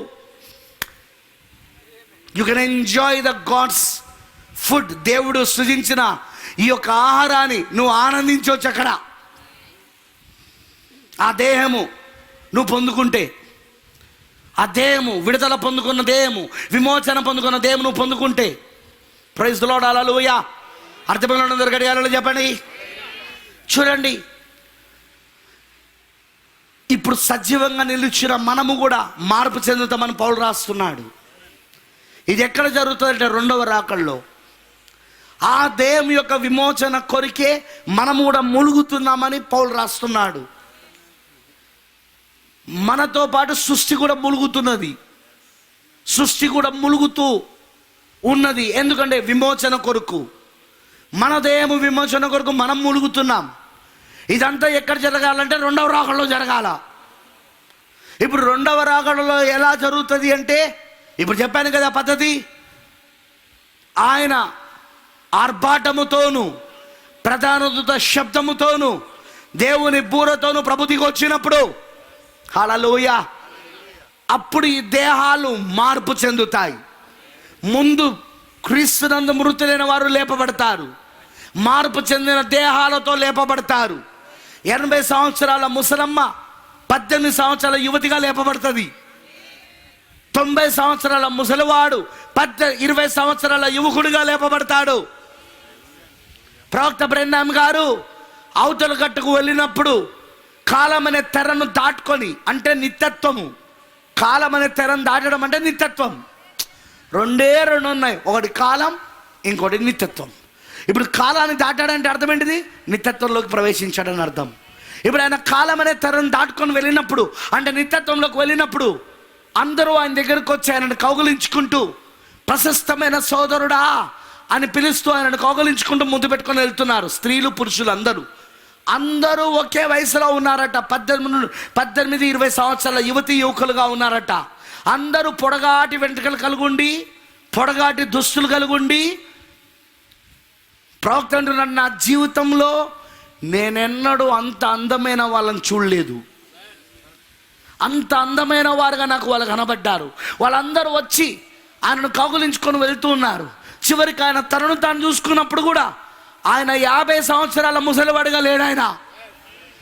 ఆయన కూడా యువకుడిగా ఉన్నాడు. అక్కడ కాలమైన తరం దాటుకున్నప్పుడు ఆయన కూడా యువకుడిగా ఉన్నాడు. ఎందుకంటే ఆ దేహంలోకి వెళ్ళినప్పుడు పౌలు గారు రాసిన చేతి పనితో కాక నిత్యముదైన ఆ దేహం గురించి ఆయన రాశాడే. ఆ దేహంలోకి వెళ్ళినప్పుడు ఇప్పుడు నువ్వు యువకుడిగా మారిపోతావు నువ్వు అక్కడ. హల్లెలూయా. ఆయన కూడా ఆ దేహంలోనికి వెళ్ళినప్పుడు యువకుడిగా మారిపోయాడు. క్రీస్తులను మృతిని పొందిన వాళ్ళందరూ ఆయన కాలంలో ఎవరైతే ఆయన వర్తమానం నమ్మి మృతి పొందారో వాళ్ళందరి దగ్గరికి ప్రవక్త వెళ్ళాడు. వాళ్ళందరి దగ్గరికి దేవుడు తీసుకెళ్ళాడు. ఆ కాలమైన తరం దాటించుకొని ఆ నిత్యత్వంలో అప్పుడు ఆయన చూశాడు తన వారిని. వాళ్ళందరూ యువకులుగా ఉన్నారు. ఆమేన్. ప్రవక్త అంటున్నాడు, తన దగ్గరకు ఒక యువతి వచ్చిందట. తన జీవితంలో ఎన్నడూ ఆమెను చూడలేదు. ఆ అమ్మాయిని ఎంతో అందంగా ఉంది. ఆమె పండ్లు ముత్యము వలె ఉన్నాయి. ఆమె కళ్ళు స్టార్స్ నక్షత్రాల వలె ఉన్నాయి. ఆమె ముఖ కవలిక పౌరం వలె ఉన్నది. ఆమె వచ్చి బ్రదర్ బెన్నాం గారిని కౌగలించుకొని ప్రశస్తమైన సోదరుడా అని చెప్పి వెళ్ళిపోతున్నది. ప్రవక్త ఆలోచిస్తున్నాడు, ఎవరిమే? అప్పుడు స్వరం వినబడింది, ఆమెను గుర్తుపట్టినావా? అప్పుడు ప్రవక్త అన్నాడట, నేను గుర్తుపట్టలేదు, ఎవరిమే అన్నాడట. ఆమెకు నువ్వు బాప్తిస్మం ఇస్తున్నప్పుడు 90 ఏళ్ళ ఆమెకు వయసు. కానీ ఇప్పుడు ఆమె అవతల గట్టులో కాలం అనే తెరను దాటుకొని వెళ్ళినప్పుడు ఇప్పుడు ఆమె 18 సంవత్సరాల యువతిగా విశ్రాంతిలో ఉన్నది. ఇప్పుడు ఆమె వాళ్ళందరూ ప్రవక్తను చూసి ఇలా అన్నారట, ఓ ప్రశస్తమైన సోదరుడా, నీ వర్తమానం ద్వారానే ఈరోజు మేము విశ్రాంతిలో ఉన్నాము. నీ వర్తమానాన్ని బట్టే ఈరోజు మేము విశ్రాంతిలో ప్రవేశించామేమో. Praise the Lord. వింటున్నారా నేను చెప్పింది? సో కాబట్టి ఈ దేహం యొక్క విమోచన కొరకు అందుకే సృష్టి ఎదురు చూస్తున్నది. దేవుని కుమారుల యొక్క దేహం ఎప్పుడు విమోచించబడుతుందా, ఎప్పుడు వాళ్ళు ప్రత్యక్షపరచబడతారా అని ఎదురు చూస్తూ ఉన్నది సృష్టి. ఎందుకంటే వారు ప్రత్యక్షపరచబడితే భూమికి మార్పు వస్తుంది. ఇది క్రొత్త భూమిగా మారుతుంది. ఆమేన్. ఇది కొత్త ఆకాశముగా మారిపోతుంది. సృష్టి మొత్తం క్రొత్తదిగా మారిపోతుంది. కొత్త సృష్టిగా మారిపోతుంది. హల్లెలూయా. దేవుని కుమారుల ప్రత్యక్షత కొరకు అందుకే సృష్టి ఎదురు చూస్తా ఉన్నది. ఆమేనంటారా? అందుకే ఈ దేహముల యొక్క విమోచన కొరకు మనం ఎదురు చూస్తున్నామని పౌలు గారు అక్కడ రాస్తా ఉన్నాడు. దత్తపుత్రత్వం కొరకు ఎదురు చూస్తున్నాం, అనగా దేహముల యొక్క విమోచన కొరకు. ఆత్మల విమోచన కాదు, ఆల్రెడీ ఆత్మ విమోచించబడింది. ఆల్రెడీ మనము తీర్పులోనికి రాక మరణము నుండి జీవంలోనికి దాటి ఉన్నాం. ఆత్మలో ఆల్రెడీ మనం క్రీస్తుతో నిత్యత్వంలో ఉన్నాం. క్రీస్తుతో నిత్యత్వంలో ఉన్నాం. కానీ ఇంకా మారాల్సింది ఏదైనా ఉన్నదంటే అది దేహం. అది ఎక్కడ మారుతుంది అంటే రెండవ రాకడలో. ఆ రెండవ రాకడ ఎలా జరుగుతుందని పౌలు గారు రాశాడంటే బాగా వినండి. ప్రకటన 10వ అధ్యాయంలో యోహాను రాశాడు ఆ రెండవ రాకడని గురించి. తెస్సలోనికి రాసిన మొదటి పత్రిక 4వ అధ్యాయంలో 13 నుండి పౌలు రాశాడు రెండవ రాకడ గురించి. 16వ వచనానికి వచ్చినప్పుడు ప్రభు ఎలా దిగి వస్తాడో రాస్తున్నాడు. ఆర్భాటముతోనూ ప్రధాన దూత శబ్దముతోనూ దేవుని బూరతో ప్రభు దిగి వస్తాడు. అదే రెండవ రాకడ. ఈ ప్రభు దిగొచ్చేటప్పుడు 3 కార్యాలు కనబడతాయి అంటున్నాడు పౌలు గారు. ఒకటి ఆర్భాటము, రెండవది ప్రధాన దూత శబ్దము, మూడవది దేవుని బూర. దాన్నే యోహాను ప్రకటన గ్రంథం 10వ అధ్యాయంలో ప్రభు రాకడ ఏమిటో చూస్తా ఉన్నాడు. ఆయన కూడా రెండవ రాకడ ఎలా జరుగుతుందో చూస్తున్నాడు. అక్కడ రెండవ రాకడలో బలిష్ఠులైన దూతగా ఆయన దిగొస్తా ఉన్నాడు. ఆయన చేతిలో విప్పబడిన ఒక పుస్తకం ఉన్నది. ఆయన శిరస్సు చుట్టూ మేఘము ధరించుకొని ఉన్నాడు ఆయన. హల్లెలూయా, వింటున్నారా? అర్థమైందా అందరికీ? ఆయన కుడి పాదము సముద్రం మీదను ఎడమ పాదము భూమి మీదను మోపి సింహము గర్జించినట్లు గొప్ప శబ్దంతో ఆర్భాటిస్తున్నాడు. ఆయన ఆర్భాటించినప్పుడు, అంటే సింహం ఎలా గర్జిస్తుందో అలాంటి ఆర్భాటం శబ్దంలో 7 ఉరుములు వాడి శబ్దములకు పలికాయి. ఇప్పుడు ఆ రాజు యొక్క 7 ఉరుముల యొక్క స్వరాన్ని యోహాను రాయబోతుండగా, సింహం అంటే రాజేగా, సింహం అంటే రాజేగా, రాజు యొక్క 7 ఉరుముల యొక్క స్వరాన్ని ఇప్పుడు యోహాను విన్నాడు కాబట్టి రాయబోతుండగా, ఎందుకంటే ఆయనకు ప్రకటన 1వ అధ్యాయంలో మొదటి 3 వచనాలు ఏమని చెప్పబడిందంటే, నువ్వు విన్న వాటిని చూచు వాటిని రాయమని చెప్పాడు ఆయన. అందుకే ఆయన ఏది చూస్తున్నాడో ఏది వింటున్నాడో అదంతా రాస్తా ఉన్నాడు ఆయన. ఇప్పుడు ఆయన రాయబోతుండగా అప్పుడు అంటున్నాడు, ఆ 7 ఉరుముల పలికిన సంగతులకు ముద్రవై వాటిని రాయవద్దని స్వరం వినబడినప్పుడు ఆయన రాయలేదు. హల్లెలూయా. అప్పుడు ఆ దూత, ఏది సముద్రము పైన భూమి పైన నిలిచిన ఆ దూత ఆకాశం తట్టుకు తన చెయ్యి పైకెత్తి, హల్లెలూయా, ఆకాశమును అందులో ఉన్న వాటిని, భూమిని అందులో ఉన్న వాటిని, సముద్రమును అందులో ఉన్న వాటిని సృజించిన ఆ సృష్టికర్త నామములో ఒట్టు పెట్టుకుంటూ, హల్లెలూయా, ఆయన ఇలా అంటున్నాడు, ఇక కాలం అనేదే ఉండదు కానీ 7వ దూత పలుకు దినములలో అతడు బూర ఊదబోచుండగా దేవుడు తన దాసులకు ప్రవక్తలకు తెలిపిన సువార్త ప్రకారము దేవుని మర్మము సమాప్తమగును. అంటే ఇంకో విధంగా చెప్పాలంటే 7వ దూత భూమిపైకి వచ్చినప్పుడు ఆ దేవుని మర్మమును తాను బోధిస్తున్నప్పుడు ఇక కాలం అనేది ముగించబడబోతున్నది. హల్లెలూయా.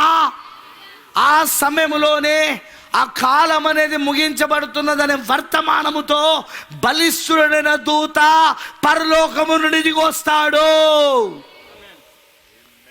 అదే క్రీస్తు యొక్క 2వ రాకడా. అదే క్రీస్తు యొక్క 2వ రాకడా. ఆ 2వ రాకడలో ఏం జరుగుతుంది బ్రదర్? ఆర్భాటముతోను ప్రధాన దూత శబ్దముతోను దేవుని బుర్రతో ప్రభు దిగి వస్తాడు. ప్రకటన 10లో ప్రభు దిగి వస్తున్నాడు. హల్లెలూయా. ఏమేమంటే ఆర్భాటము, ప్రధాన దూత శబ్దము, దేవుని బుర్రతో ప్రభు దిగి వస్తున్నాడు. అప్పుడు కాలం అనేది ముగించబడుతుంది. ప్రభు దిగొచ్చేదే ఎందుకు? కాలాన్ని ముగించడానికి. ఆ వర్తమానం ఏంటిది? ఏర్పాట్లో ఉన్న వాళ్ళకు, ఎన్నికలో ఉన్న వారికి వారి దేహముకున్న కాలము ముగించబడబోతున్నదిగా. ప్రైజ్ ది లార్డ్, హల్లెలూయా. వాళ్ళ దేహానికి ఉన్న కాలం ముగించబడబోతున్నది. ఆత్మకు కాదు, దేహానికి. ఎందుకంటే ఆత్మకు ఆల్రెడీ మొదటి రాకడలో జరిగిపోయింది. కానీ ఇప్పుడు దేహానికి ఆ వర్తమానముతో వస్తున్నాడు ఇప్పుడు ఆయన. ఇప్పుడు ఆ దేహానికి కాలము ముగించబడబోయే వర్తమానం. ఎందుకంటే ఆయన రాకడలో వీరు కాలము నుండి నిత్యత్వములోనికి అడుగుపెట్టబోతున్నారు దేహములైగా. వీరు మరణము నుండి, కాలము నుండి జీవములోనికి అడుగుపెట్టబోతున్నారు ఇప్పుడు వీళ్ళిగా. ఎందులో? దేహంలో, శరీరంలో. ఇప్పటిదాకా ఆత్మలో, కానీ ఇప్పుడు శరీరంలో. ఇక విమోచన పథకం పూర్తవడం, విమోచన పూర్తిగా జరిగిపోవడం. ఈ పూర్తిగా విమోచన ఎప్పుడు జరుగుతుందని సృష్టి చూస్తుంది. వింటున్నారా? ఈ సృష్టి ఎదురు చూస్తున్నది ఎప్పుడు జరుగుతుందా అని. హల్లెలూయా. ఈ సృష్టి మిగిలిన ఆశతో తేరి చూస్తున్నది, ఎప్పుడు జరుగుతుందా ఇదని. ఆమేన్. ఎందుకో మీకు చెప్పాను నేను. ఎందుకంటే దేవుని కుమారులు ప్రత్యక్షమైతే ఈ సృష్టి కూడా క్రొత్త భూమిగా, క్రొత్త ఆకాశముగా, క్రొత్త సృష్టిగా మారిపోతుంది ఇది కూడా. హల్లెలూయా. దేవుడికి మహిమ కలుగును గాక. ఆమేన్ అంటారా? మరి ఇప్పుడు మీరు గమనిస్తే ఈ 2వ రాకడలో ఆయన ఆర్భాటముతో, ప్రధాన దూత శబ్దముతో, దేవుని బూరతో దిగి వస్తున్నాడు. ఆయన 2వ రాకడలో ఈ 3 కార్యాలు జరగాలని పౌలు రాస్తున్నాడు. ఇంతకు ఆర్భాటం అంటే ఏంటి? ఆర్భాటము అనగా ఏమిటి? ఆర్భాటము అనగా వినండి, అదే వధువుని క్రీస్తుతో ఐక్యపరిచి సమకూర్చే వర్తమానం. వధువుని, పెళ్లి కుమార్తెను, క్రీస్తు ఒక భార్యను క్రీస్తుతో సమకూర్చి ఐక్యపరిచే వర్తమానమే ఆర్భాట వర్తమానం. ఆ ఆర్భాట వర్తమానమే 7వ దూత వర్తమానం. ఆ ఆర్భాట వర్తమానమే 7 ముద్రల యొక్క వర్తమానం. మరి ఆ 7 ముద్రల యొక్క వర్తమానమే 7వ దూత వర్తమానం. Praise the Lord. అర్థమైన వాళ్ళందరూ ఆమేన్ చెప్పండి. ఎందుకంటే 7వ దూత తన పరిచయం ఏంటిది? 17వ వచనం ప్రకారంగా, ప్రకటన 17వ వచనం ప్రకారంగా 7వ దూత పలుకు దినములలో అతడు బూర ఊదబోచుండగా దేవుడు తన దాసులకు, ప్రవక్తలకు తెలిపిన సువార్త ప్రకారం దేవుని మర్మం సమాప్తం చేయాలి. 7 ముద్రలు ఏంటి? దేవుని మర్మం. అది ఆయన కుడి చేతిలో ఉన్న పుస్తకం. అది దానిని ఆయన ఎప్పుడు రచించాడు? జగత్తు పునాది వేయబడక మునిపే ఆ గ్రంథాన్ని రచించాడు ఆయన. ఆ మర్మం ఉన్నది ఆయన లోపట, ఆయన మనస్సులో. ఆమేన్. ఇప్పుడు 7వ దూత యొక్క పరిచయం ఏంటిది? ఆయన మనస్సులో ఉన్న ఆ మర్మమును, ఆ 7 ముద్రల యొక్క గ్రంథమును బోధించడమే, ఆ గ్రంథమును బోధించడమే 7వ దూత యొక్క పరిచర్య. అదే ఆర్భాటపు వర్తమానం. అదే నిన్ను క్రీస్తుతో ఐక్యపరిచే వర్తమానం, వధువుని సమకూర్చే వర్తమానం, వధువుని ఐక్యపరిచే వర్తమానం క్రీస్తు లోపట. అది ఆర్భాట వర్తమానం. రెండవది, సెకండ్ థింగ్, ప్రధాన దూత శబ్దం. ఏంటి? ప్రధాన దూత శబ్దం. ఏంటి ప్రధాన దూత శబ్దం? మృతులు పునర్ధానము పొందుకునే వర్తమానం. క్రీస్తునందు మృతు పొందిన వారు పునర్ధానమును పొందుకునే వర్తమానమే ప్రధాన దూత శబ్దం. మొదటిదో ఆర్భాట వర్తమానము, క్రీస్తుతో ఆ వధువు ఐక్యపరచబడడానికి సమకూర్చే వర్తమానము ఆర్భాట వర్తమానం. అదే 7 ముద్రల వర్తమానం. అదే 7వ దూత తీసుకొచ్చిన వర్తమానం, 7వ దూత ద్వారా వచ్చిన వర్తమానం.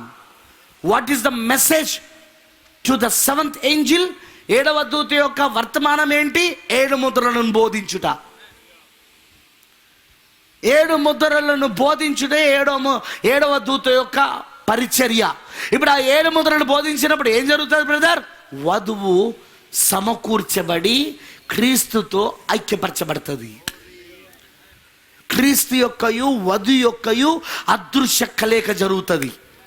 క్రీస్తు వధువు అదృశ్య కలయికలోనికి వస్తారు. శిరస్సు శరీరము అదృశ్య కలయికలో కలిసిపోతారు. శరీరం అంటేనో వధువు భార్య, శిరస్సు అంటేనో క్రీస్తు. ఇప్పుడు శిరస్సు క్రీస్తు భర్త, మరి శరీరం, ఈ రెండు కూడా ఒకడవుతాయి.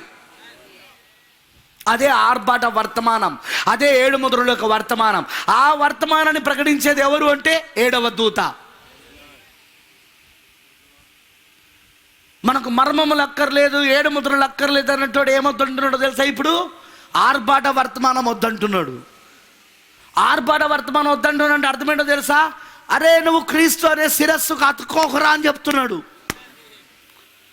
నువ్వు క్రీస్తు అనే శిరస్సుతో ఒకటి కావద్దు, నువ్వు క్రీస్తు ఒకటి కావద్దని బోధిస్తాడు వాడు. ఇన్ని విషయాలు ఉన్నాయి వాడు వద్దనే మాటలా. వాడి మాటలు విని కొంతమంది సేవకులు, కొన్ని సంఘాల విశ్వాసులు ఆమేన్ హల్లెలూయా అని అడుగుతున్నారు తెలవక, మోసపరచబడి. కానీ వధువు మోసపోదు, వెధవలు మోసపోతారు. వధువు మోసపోదు, వెధవలు మోసపోతారు. ఆ వెధవలందరూ మోసపోవడానికే ఉన్నారు. ఎందుకంటే బోధించే వెధవ అలానే చెప్తున్నాడు కాబట్టి. మర్మమే వద్దంటున్నాడు అంటే 7వ దూత పరిచర్యనే వద్దంటున్నాడు. వాళ్ళు మోసపోవడానికి ఉన్నారు. వాళ్ళు కానీ వధువు మోసపోదు, మోసపోయేది వధువే కాదు. ఎందుకంటే 7వ సంఘ కాలంలో ఒక వధువు రాబోతున్నది అన్నాడు ప్రవక్త. ఆమె ఎస్తేరు వలె సింహాసనం మీద కూర్చుంటుంది. ఆమె దావీదు కుమారుడైన క్రీస్తు ప్రక్కన ఎస్తేరు వలె ఆమె సింహాసనం మీద కూర్చొని 1000 ఏళ్ళు పరిపాలిస్తుంది ఆమె అన్నాడు. ఆమెను ఆయనకు భార్య కాకుండా ఆపేది ఏది లేదన్నాడు. మీకు తెలుసా, ఏదైనా తోటలో దేవుడు అవ్వకు వధువునిచ్చాడు, ఆదాంకి వధువునిచ్చాడు అవ్వను. కానీ ఆమె ఇంకా భార్య కాలేదు. ఎందుకు కాలేదు?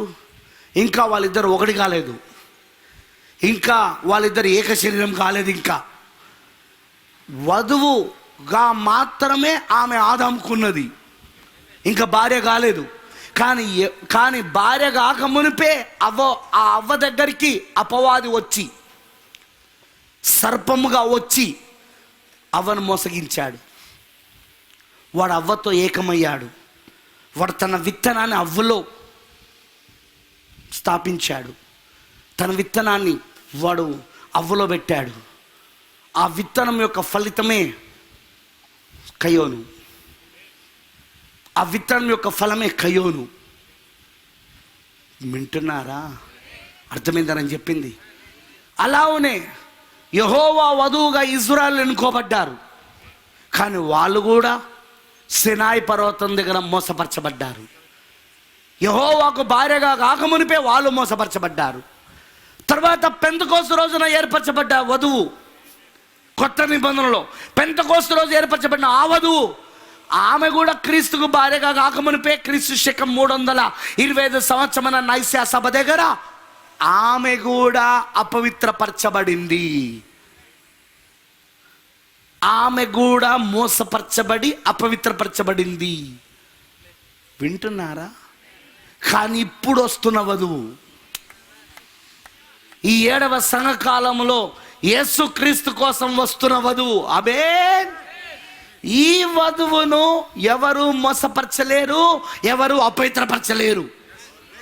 ఈ వధువును ఎవరు మోసపరచలేరు, అపవిత్రపరచలేరు. ఎందుకో తెలుసా? ఆర్భాటపు వర్తమానం ద్వారా ఈమెకు వివాహం అవుతుంది. ఈమె క్రీస్తుతో ఒకటయ్యి ఆల్రెడీ క్రీస్తు యొక్క వాక్యము చేత ఈమె గర్భవతి కూడా అవుతా ఉన్నది. మీకు విషయం తెలుసా? ఇప్పుడు ఈమె గర్భములో వాడు తన విత్తనాన్ని వెయ్యాలంటే చోట్లేదు.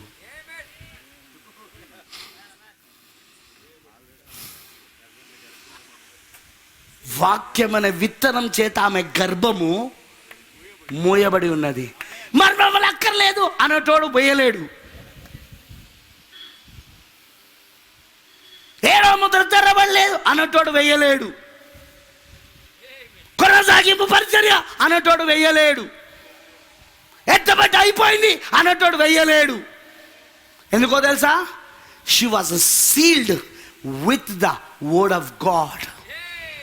ఆమె దేవుని వాక్యము చేత ఆమె ఆల్రెడీ ఆమె గర్భము ముద్రించబడి ఉన్నది, మూయబడి ఉన్నది. సీల్ అంటే మూయడమేగా. ఇప్పుడు ఆ ముద్రను పగలగొట్టే శక్తి ఎవరికైనా ఉందా? అపవాదికి ఉందా? వాడి వల్ల కాదు. వాడు పగలగొట్టలేడు. వాడు తన విత్తనాన్ని ఇప్పుడు ఆమెలో వేయలేడు. ఎందుకంటే ఆమె ఇప్పుడు వధువు కాదు, ఆయన ఒక భార్య.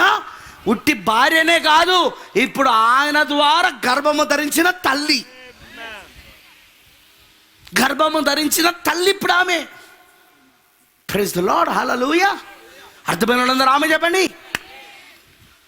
ఆమె ఇప్పుడు క్రీస్తును కనబోతున్నది. ఆమె ప్రకటన 12లో ఘట సర్పం ఆమెను ఏం చేయలేదు. ఆ ఎర్రటి ఘట సర్పం రోమ్ ఆమెను ఏం చేయలేదు. హింసలు తీసుకురావడానికి వస్తుంది కావచ్చు. అదిగో నోటులో నుండి వచ్చిన వరద, ఆమేన్. శత్రువు వరద వలె నీ మీదకి వచ్చినప్పుడు దేవుని ఆత్మ ఆనకట్టగా నిలబడతాడు. అర్థమైన వాళ్ళందరూ ఆమె చెప్పండి. నేను ప్రకటన 12 గురించి మాట్లాడుతూ ఉన్నా. నేను ప్రెగ్నెన్స్తో ఉన్న స్త్రీ, మగ శిశువును కనడానికి ఉన్న స్త్రీ,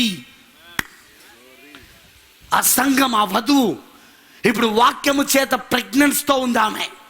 వాక్యము చేత ఇప్పుడు ఆమె గర్భం మూయబడి ఉన్నది. ఇక వేరే మానవ కల్పిత బోధలు, మానవ కల్పిత సిద్ధాంతాలు ఎత్తబట్టి అయిపోయింది. మనం వేయన పరిపాలన ఉన్నాము. ఇదిగో కొనసాగింపు పరిచర్య. 7వ దూత తర్వాత ఇంకొక వస్తాడు, ఇంకొక తర్వాత ఇంకొక వస్తాడు. 7వ ముద్ర తెరవలేదు, 7 రూములు బయలుపరచబడలేదు. ఇలాంటి వాటికి మర్మములు మనకు అక్కర్లేదు, మర్మాలు మనకు అవసరం లేదు అని ఇలాంటి తప్పుడు బోధలకు, ఇలాంటి తప్పుడు సిద్ధాంతాలకు ఏ మాత్రం ఆమె గర్భంలో చేయట్లేదు. ఎందుకంటే వాక్యము చేత ఆమె గర్భవతి అయ్యి ఇప్పుడు మూయబడి ఉన్నదే.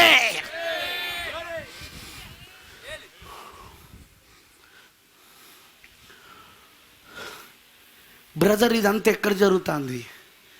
ప్రభు రాకడలో, ఆర్భాట వర్తమానంలో. ప్రభు దిగొస్తున్నప్పుడు ప్రకటన 10లో ఆర్భాట వర్తమానంలో ఆమెకు వివాహం అవుతున్నది, క్రీస్తుతో ఐక్యమవుతున్నది. వివాహంలో ఇద్దరు ఏకమవుతున్నారు, క్రీస్తు ఆయన భార్య. హల్లెలూయా, వింటున్నారా? ఆమె కొత్త పేరు పొందుకుంటున్నది. హల్లెలూయా, ఆమె కొత్త నామం పొందుకుంటున్నది. ఆమేన్. అర్థమైందని చెప్పింది. మరియు ఆమె వాక్యము చేత గర్భము ధరించి ఇప్పుడు ఆమె గర్భము కూడా మూయబడి ఉన్నది. ఇదంతా ఎక్కడ జరుగుతుందంటే ఆర్భాటపు వర్తమానంలో. ఈ వర్తమానాన్ని బోధించేది ఎవరంటే 7వ దూత విలియం బ్రెన్హామ్. 7వ దూత ఈ వర్తమానాన్ని బోధిస్తాడు. హల్లెలూయా. ఇప్పుడు ఆర్భాటము తర్వాత ఉన్నది ప్రధాన దూత శబ్దం. అదే మృతుల పునరుద్ధానం, క్రీస్తునందు మృతైన వారు లేపబడుట. హల్లెలూయా. వాళ్ళ దేహాలు మార్పు చెంది లేపబడుట. ఆత్మలు కాదు సుమా, దేహాలు. ఓయ్, ఆత్మలు కాదు, దేహాలు. క్రొత్త జన్మలోనే వాళ్ళు ఆల్రెడీ ఆత్మలు మార్పు చెందాయి. కానీ ఎప్పుడు జన్మ జరిగినా శరీరం రావాలి. ఈ కొత్త జన్మలో ఇంకా శరీరం రాలే, అదే రాబోతుంది. దేహం మార్పు, కొత్త శరీరం, న్యూ బాడీ, కొత్త శరీరం వస్తుంది వాళ్ళకి ఇప్పుడు, న్యూ బాడీ. హల్లెలూయా. ఇప్పుడు ఆ కొత్త శరీరంలోనికి వాళ్ళు మార్పు వాళ్ళు అందులో ప్రవేశిస్తారు వాళ్ళు. అదే ప్రధాన దూత శబ్దం యొక్క వర్తమానం. ఆ తర్వాత దేవుని బూరని ఇప్పుడు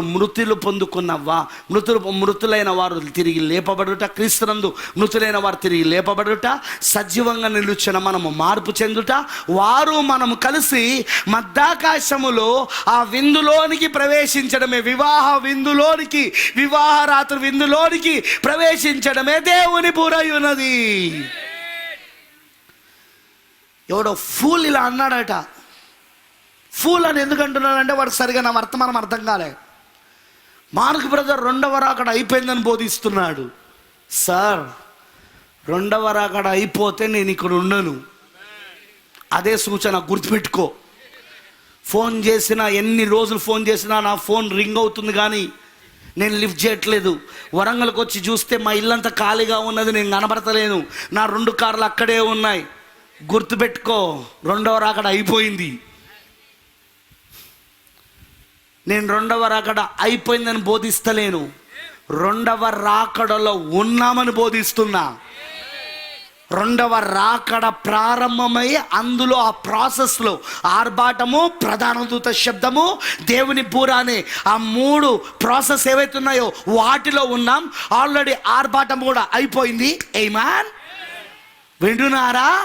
ఎప్పుడైతే ప్రవక్త వెళ్ళిపోయాడో ఆర్భాట వర్తమానం ముగించబడింది. ఆమేనంటారా? ఇప్పుడు ఏం జరుగుతుందంటే ప్రధాన దూత శబ్దానికి రెడీ అవుతున్నది. ఇప్పుడు ఈ ప్రధాన దూత శబ్దం ఒక వర్తమానంలో మృతులు లేపబడతారు. క్రీస్తునందు మృతులు, వాళ్ళ దేహాలు మార్పు చెందుతాయి. వాళ్ళు కూడా మరణం దాటి జీవంలోనికి ప్రవేశిస్తారు దేహంలో. ఆమేన్. ఆ తర్వాత సజీవంగా నిలిచిన మనము కూడా మార్పు చెంది, అనగా మరణమును దాటి జీవంలోనికి ప్రవేశించి, హల్లెలూయా, మధ్యాకాశంలో జరగబోయే విందుకి వెళ్ళిపోబోతున్నాం మనం. ఎప్పుడైతే మధ్యాకాశంలో జరిగే విందులోనికి మనం వెళ్తామో అప్పుడు 2వ రాకడ అయిపోయింది. ఇప్పుడు 2వ రాకడ జరుగుతున్నది. 2వ రాకడ ప్రాసెస్లో ఉన్నది. ఎప్పుడు మొదలైందంటే 1963లో బలిష్ఠుడైన దూతగా ఆయన దిగొచ్చినప్పటి నుండి మొదలైనది. ఆయన దిగొస్తున్నప్పుడు ఆర్భాటముతో, ప్రధాన దూత శబ్దముతో, దేవుని బూరతో దిగొస్తా ఉన్నాడు ఆయన. ఇప్పుడు ఆర్భాట వర్తమానమే 7 ముద్రల యొక్క వర్తమానము. అదే క్రీస్తు మరి ఆయన వధువుని ఐక్యపరిచే వర్తమానము. క్రీస్తు ఆయన వధువు ఒకటయ్యే వర్తమానము. క్రీస్తు ఆయన వధువు అక్కడ వివాహం జరిగే వర్తమానము. ఆ వివాహములో ఆమె ఆల్రెడీ ఆయనతో ప్రెగ్నెన్స్ కూడా, ఆయనతో గర్భం కూడా ధరించి, వాక్యము చేత గర్భము ధరించి ఆమె గర్భం మూయబడుతున్న వర్తమానమే ఆర్భాట వర్తమానము. ఆ తర్వాత ప్రధాన దూత శబ్దం, మృతుల 7 సంఘకాలలో క్రీస్తులో నిద్రించిన మృతులు అక్షయులుగా లేపబడుట, అమర్త్యులుగా లేపబడుట, మార్పు చెందిన దేహముతో, మహిమ దేహాలతో లేపబడుట. వాళ్ళు లేపబడిన తర్వాత మనము మన దేహములో మనము మార్పు చెంది, ఆ దూత దిగొస్తున్న దూత, పరలోకం దిగొస్తున్న దూత, బలిస్తున్న దూత చెప్పినట్లుగా ఇప్పుడు కాలము ముగించబడి, వింటున్నారా? మనకు కాలము ముగించబడి ఇక నిత్యత్వంలోనికి ప్రవేశించి దేవుని బూరలో, అనగా దేవుని బూర అంటే ఏంటో కాదు, పెళ్లి విందులోనికి వెళ్ళడము. ఆ మధ్యాకాశంలో జరిగే ఆ పెళ్లి విందులోనికి వెళ్ళడమే దేవుని బూరై ఉన్నది. అప్పుడు ఇక భూమి కొత్త భూమిగా మారడానికి రెడీ అవుతుంది. ఎందుకు? దేవుని కుమారులు ఇప్పుడు ప్రత్యక్షపరచబడ్డారు. వాళ్ళ దేహం ఇప్పుడు విమోచించబడింది. అప్పుడు ఈ భూమి కొత్త భూమిగా, ఈ ఆకాశం కొత్త ఆకాశముగా, ఈ సృష్టి కొత్త సృష్టిగా మారి మనకు వెల్కమ్ చెప్తుంది, మనకు ఆహ్వానం చెప్తుంది. 1000 ఏళ్ళు పరిపాలించడానికి హనీమూన్ కోసం కొత్త భూమిపైకి మనం దిగొస్తాం. రాజు రాణి దిగొస్తారు. క్రీస్తు ఆయన పెళ్లి కుమార్తె భార్య దిగొస్తారు. ఆమేన్, హల్లెలూయా. ఆయన భార్య, ఇద్దరు దిగొస్తారు. వింటున్నారా? ఆమేన్. ఇప్పుడు ఆ గొర్రెపిల్ల భార్య గొర్రెపిల్లతో కలిసి దిగొచ్చి ఈ భూమి పైన 1000 ఏళ్ళు పరిపాలిస్తారు. జాగ్రత్తగా వినండి. ఈ రాత్రి మీకు ఏం చెప్పడానికి వచ్చినాం? కాలం యొక్క ముగింపు వర్తమానాన్ని. ముందు ఆత్మ దగ్గర నుండి మొదలైంది కాలం యొక్క ముగింపు. ఇప్పుడు దేహము దగ్గర ముగించబడుతుంది. ఆత్మలో మొదలు కాకుండా దేహంలోనికి రాలేవు. ముందు నీకెక్కడ మొదలు కావాలంటే ఆత్మలో. అంటే నీ ఆత్మ ముందు విమోచించబడాలి. నీ ఆత్మ ముందు మరణము నుండి జీవములోనికి దాటాలి. నీ ఆత్మ ముందు నిత్యత్వంలోనికి వెళ్ళాలి. క్రీస్తు యేసుతో పాటు పరలోకపు స్థలములలో ఆయనతో సహవాసం చేయాలి. అలా చేయాలంటే నువ్వు మారు మనసు పొంది పాప క్షమాపణ నిమిత్తం యేసుక్రీస్తుల బాప్సం పొందుకోవడం, అదే నీటి మూలంగా జన్మించబడడం. ఆ తర్వాత పరిశుద్ధ ఆత్మ చేత నింపబడడమే ఆత్మ మూలంగా జన్మించబడడం. నువ్వు నీటి మూలంగా ఆత్మ మూలంగా జన్మించబడినప్పుడు నీ ఆత్మ ఇప్పుడు పరలోకపు స్థలములలోనికి ప్రవేశిస్తా ఉన్నది. క్రీస్తుతో సహవాసం చేయడానికి, హల్లెలూయా, క్రీస్తుతో కలిసి కూర్చుండడానికి. ఆమేనంటారా? అర్థమైన వాళ్ళందరూ ఆమె చెప్పండి. ఆ తర్వాత మొదటి రాకడలో జరిగిన ఆ కార్యం నీకు జరగాక ఇప్పుడు రెండవ రాకడలో ఆల్రెడీ 63లో మొదలైంది. మొదటిగా నీకు ఆర్భాట వర్తమానం రావాలి. ఆ 7 ముద్రల వర్తమానం అది నిన్నేం చేస్తుంది అంటే ఇప్పుడు క్రీస్తుతో ఒకటిగా చేస్తుంది. క్రీస్తుతో నీకు వివాహం జరుగుతుంది. హల్లెలూయా. నువ్వు గొర్రెపిల్ల భార్యగా మారి ఆ వివాహంలో, గొర్రెపిల్ల వివాహ మహోత్సవంలో నువ్వు గొర్రెపిల్ల భార్యగా అయ్యి, నువ్వు ఒకటయ్యి, నీవు ఆయన వాక్యము చేత గర్భము ధరించి, ఆమేన్, ఆ గర్భము కూడా ముద్రించబడి మూయబడి, హల్లెలూయా, ఇక వేరే ఎవరి విత్తనములు అందులో పడకుండా, ఆమేన్, ఆమె గర్భం మూయబడి ఇక మృతుల పునర్ధానము ద్వారా వారు లేపబడి. ఎందుకంటే ఆర్భాట వర్తమానంలోనూ నీకు వివాహం అవుతున్నది, గొర్రెపిల్ల భార్యగా మారుతున్నావు, నువ్వు క్రీస్తు యొక్క వాక్యము చేత గర్భం ధరించి ఆమేన్ క్రీస్తుని కనబోతున్నావు. వింటున్నారా? నెక్స్ట్ జరగబోయేది ఏంటంటే ప్రధాన దూత శబ్దంలో మృతులు లేపబడతారు. అప్పుడు వాళ్ళు లేపబడినప్పుడు నీ దేహం కూడా మార్పు చెందుతుంది. ఆమేనంటారా? నువ్వు కూడా క్షయమైన ఈ శరీరమును అక్షయత చేత మృంగివేయబడుతుంది. మర్తమైన ఈ శరీరాన్ని అమర్తత వచ్చి ధరించుకుంటుంది. ఆమేనంటారా? అప్పుడు నువ్వు మహిమ శరీరంగా మారి వారు మీరు కలిసి అదిగో దేవుని బూరలో వారు మనము కలిసి మృతులైన వారు మనము కలిసి అప్పుడు దేవుని బూరలో మధ్యాకాశంలో జరగబోయే వివాహ రాత్రి విందులోనికి హాజరవుతాము. అప్పుడు కాలం యొక్క ముగింపు వర్తమానము జరిగినది. ఇప్పుడు ఆ వర్తమానాన్ని ప్రకటించడానికే ఈ కూటాలు. నేను ముందే చెప్పిన యేసు ప్రేమిస్తున్నాడు. చలి యేసు నిన్ను రమ్మనుచున్నాడు. బాధపడకు, నీకు పెళ్ళి కావట్లేదని. దేవుడు నీకు మంచి వరుణ్ణి నాకు చూపిస్తున్నాడు. దేవుడు నాకు కనపడుతున్నాడు. మీ ఆయన ఎవరో? తమ్ముడా, గడ్డం పెంచుకున్న తమ్ముడా, జాబు లేదని బాధపడకు. నీకు మంచి జాబ్, పెద్ద మల్టీనేషనల్ కంపెనీలో నీకు జాబ్ రావడం దేవుడు నాకు చూపిస్తున్నాడు. పేరు చెప్పరా? కంపెనీ పేరు చెప్పడు. చెప్తే విని పని అయిపోతుంది. వరుణ్ చూపించిండు కదా, ఎట్లుంటాడో ఒకసారి చెప్తే మరి బొమ్మలు గీసేవాడిని పిలిపించి బొమ్మలు గీపిస్తాం.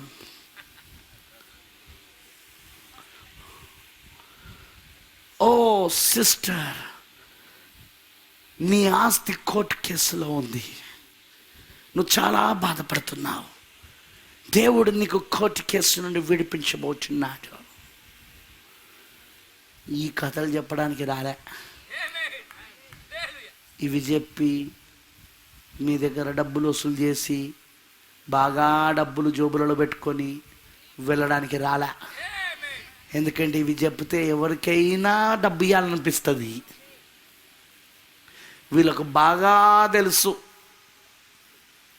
ట్రిక్లు, మనిషి దగ్గర డబ్బులు ఎట్లా వసూలు చేయాలనో.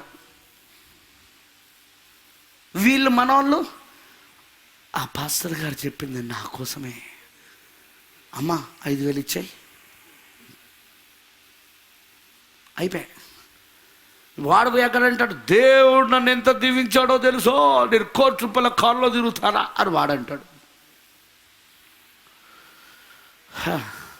ఇదంతా ఒక మార్కెటింగ్. ఇదంతా మైండ్ ఏజ్లో, మనస్సు కాలంలో ట్రాప్స్. మైండ్ ట్రాప్స్ అంటారు దీన్ని. మనస్సు యొక్క ఉరులు అన్నమాట. ఎవరికి ఏ ఉరి పెట్టాలో వాడికి బాగా తెలుసు.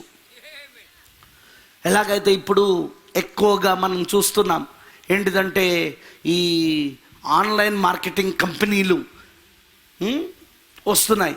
నువ్వు 10,000 కట్టు, నీ కింద ఇంకో నలుగురిని 10,000 కట్టించు, వాళ్ళ కింద వాళ్ళ నలుగురు 10,000 అట్లా చేస్తే నెలకు నీకు ₹1,00,000 వస్తాయి అని చెప్తాడు. అందులో నిజంగానే ₹1,00,000 వచ్చేటోడు 10 మంది ఉంటారు అందులో ఆ కంపెనీలో. ఇక వాళ్ళు ఏం చేస్తారంటే వాళ్ళ చెక్కులు చూపిస్తారు, నేను నెలకు 1,00,000 సంపాదిస్తున్నా. ఈ కార్ ఎట్లా కొన్నానో తెలుసా? ఈ కంపెనీలో నేను పని చేయడం మొదలుపెట్టినప్పటి నుండి, నేను చేర్పించడం మొదలుపెట్టినప్పటి నుండి ఇదిగో ఈ కారు కొన్నాను అడుగుతాడు. పాపం కూర్చున్న ప్రతి వాడికి లక్షాధికారి కావాలంటుందా? అందరు లక్షాధికారి అయితే వాడు దివాళి తీస్తాడు. మైండ్ ట్రాప్స్ అంటారు వీటిని. మనస్సులను ఉరులు పెట్టడం అన్నమాట. ఏమి ఆలోచించకుండా వెళ్ళి 10,000 కట్టేస్తారు. ఎప్పుడు 1,00,000 వస్తుందా, ఎప్పుడు 1,00,000 వస్తుందా అని చూస్తూ అంటారు. పిచ్చి పిచ్చిగా తిరుగుతూ ఉంటారు. చెప్పిన మీటింగ్లకన్నీ అటెండ్ అవుతూ ఉంటారు. బంధువుల ఇంటికి తిరిగి వాడిని వీడిని బతలాడి 100 మందిని బతలాడితే అందులో 2-3 ఒప్పుకుంటే వాళ్ళతో కట్టిస్తారు. వీడు సంవత్సరాలు గడుస్తూ ఉంటాయి కానీ వీడన్న కారు రాదు, వీనికి నెల 1,00,000 రాదు. చివరికి ఏదో ఒక ఉద్యోగం, కంపెనీలో చిన్న ఉద్యోగం, నెలకు 10,000 8,000 ఇచ్చే ఉద్యోగంలో సెటిల్ అవుతాడు. నాకు కేసు వేయడానికి వీలు లేదు, చట్టం లేదు కేసు వేయడానికి, ఇట్లా నన్ను మోసం చేస్తారని చెప్పడానికి చట్టం లేదు దానికి మన ఇండియాలో. వాడు అలా మోసం చేసుకుంటూ పోతూ ఉంటారు. వీళ్ళు కూడా అనుకుంటారు పోన్లే ఓ 10,000 కదా అనుకుంటారు వీళ్ళు. అలా ఎంతమంది 10,000, ఎన్ని లక్షల మంది 10,000. Traps, mind game. ఇది మైండ్ ఏజ్, ఇది మనస్సు కాలం. ఇది ఇప్పుడు మనస్సులోని అన్ని ట్రాప్స్ అన్నమాట అపవాది పెడుతున్నది. సెల్ ఫోన్ ఒక ట్రాప్, ఫేస్బుక్ ఒక ట్రాప్, ఇన్స్టాగ్రామ్ ఒక ట్రాప్, వాట్సాప్ ఒక ట్రాప్, యూట్యూబ్ ఒక ట్రాప్, ఇంటర్నెట్ ఒక ట్రాప్. ఇవన్నీ వలలు, ఉరులు, నీ మనసును పూర్తిగా దానిలో బంధించడానికి. నీకు తెలియకుండానే ఆ వలలో పడి కొట్టుకుంటా అంటావు, అది నీకే తెలియదు. పబ్జి ఒక ట్రాప్, గేమ్స్ ఒక ట్రాప్. ఇవన్నీ వలలు, ఉరులు, మైండ్ ట్రాప్స్ అన్నమాట, మనసు ఉరులు ఇవి. ఇప్పుడు నేను అందులో నుండి బయటికి రానియాడు వాడు. సేమ్ ఏదైతే ఇప్పుడు జరుగుతున్నదో ఇటు ఆత్మీయంగా కూడా సంఘ శాఖలు చేసేది అవే ట్రాప్లు అనమాట. అవన్నీ ఉరులు, వీళ్ళకి తెలియదు. నువ్వు ఒకళ్ళ ఇంటికి వెళ్ళి నాకు అర్జెంటుగా పైసలు అవసరం ఉన్నాయి, ఓ 10,000 ఇవ్వవా అంటే వాడు అస్సలు ఇయ్యాడు. వాడు ఎంత అడుగు. అదే నువ్వు ఈ స్కీమ్ పట్టుకొని పోయి నీకు 1,00,000 రూపాయలు వస్తాయి తెలుసా, ఇదిగో ఈయనకు 1,00,000 రూపాయలు వస్తున్నాయి సార్, చెప్పండి సార్ మీరు చెప్పండి. బీరువాలకు పోయి ఎవడికో ఇవ్వాల్సిన చిట్టి డబ్బులు 10,000 తీసి వీడికి ఇచ్చేస్తాడు. అవసరం ఉన్నదిరా ఈరంటే ఇయ్యడు, కానీ ఊరిలో పడమంటే మాత్రం ఈజీగా వచ్చి పడతాడు వీడు. ఇవన్నీ మైండ్ ట్రాప్స్, ఇవన్నీ మనసు యొక్క ఊరులు, వలలు. అందుకే ఎవరికైనా 10,000 అవసరం ఉంటే వాడు ఈ ట్రాప్ వాడతాడు. వాడు జాగ్రత్త. సేమ్ ఇప్పుడు సంఘశాఖ ఉన్నాడు కూడా ఎవరో ఒక ఆమెను పిలుస్తాడు, ఈ అమ్మ సాక్ష్యం చెప్తుంది అనురుతుడు, ఆమె తీసుకుంటుంది.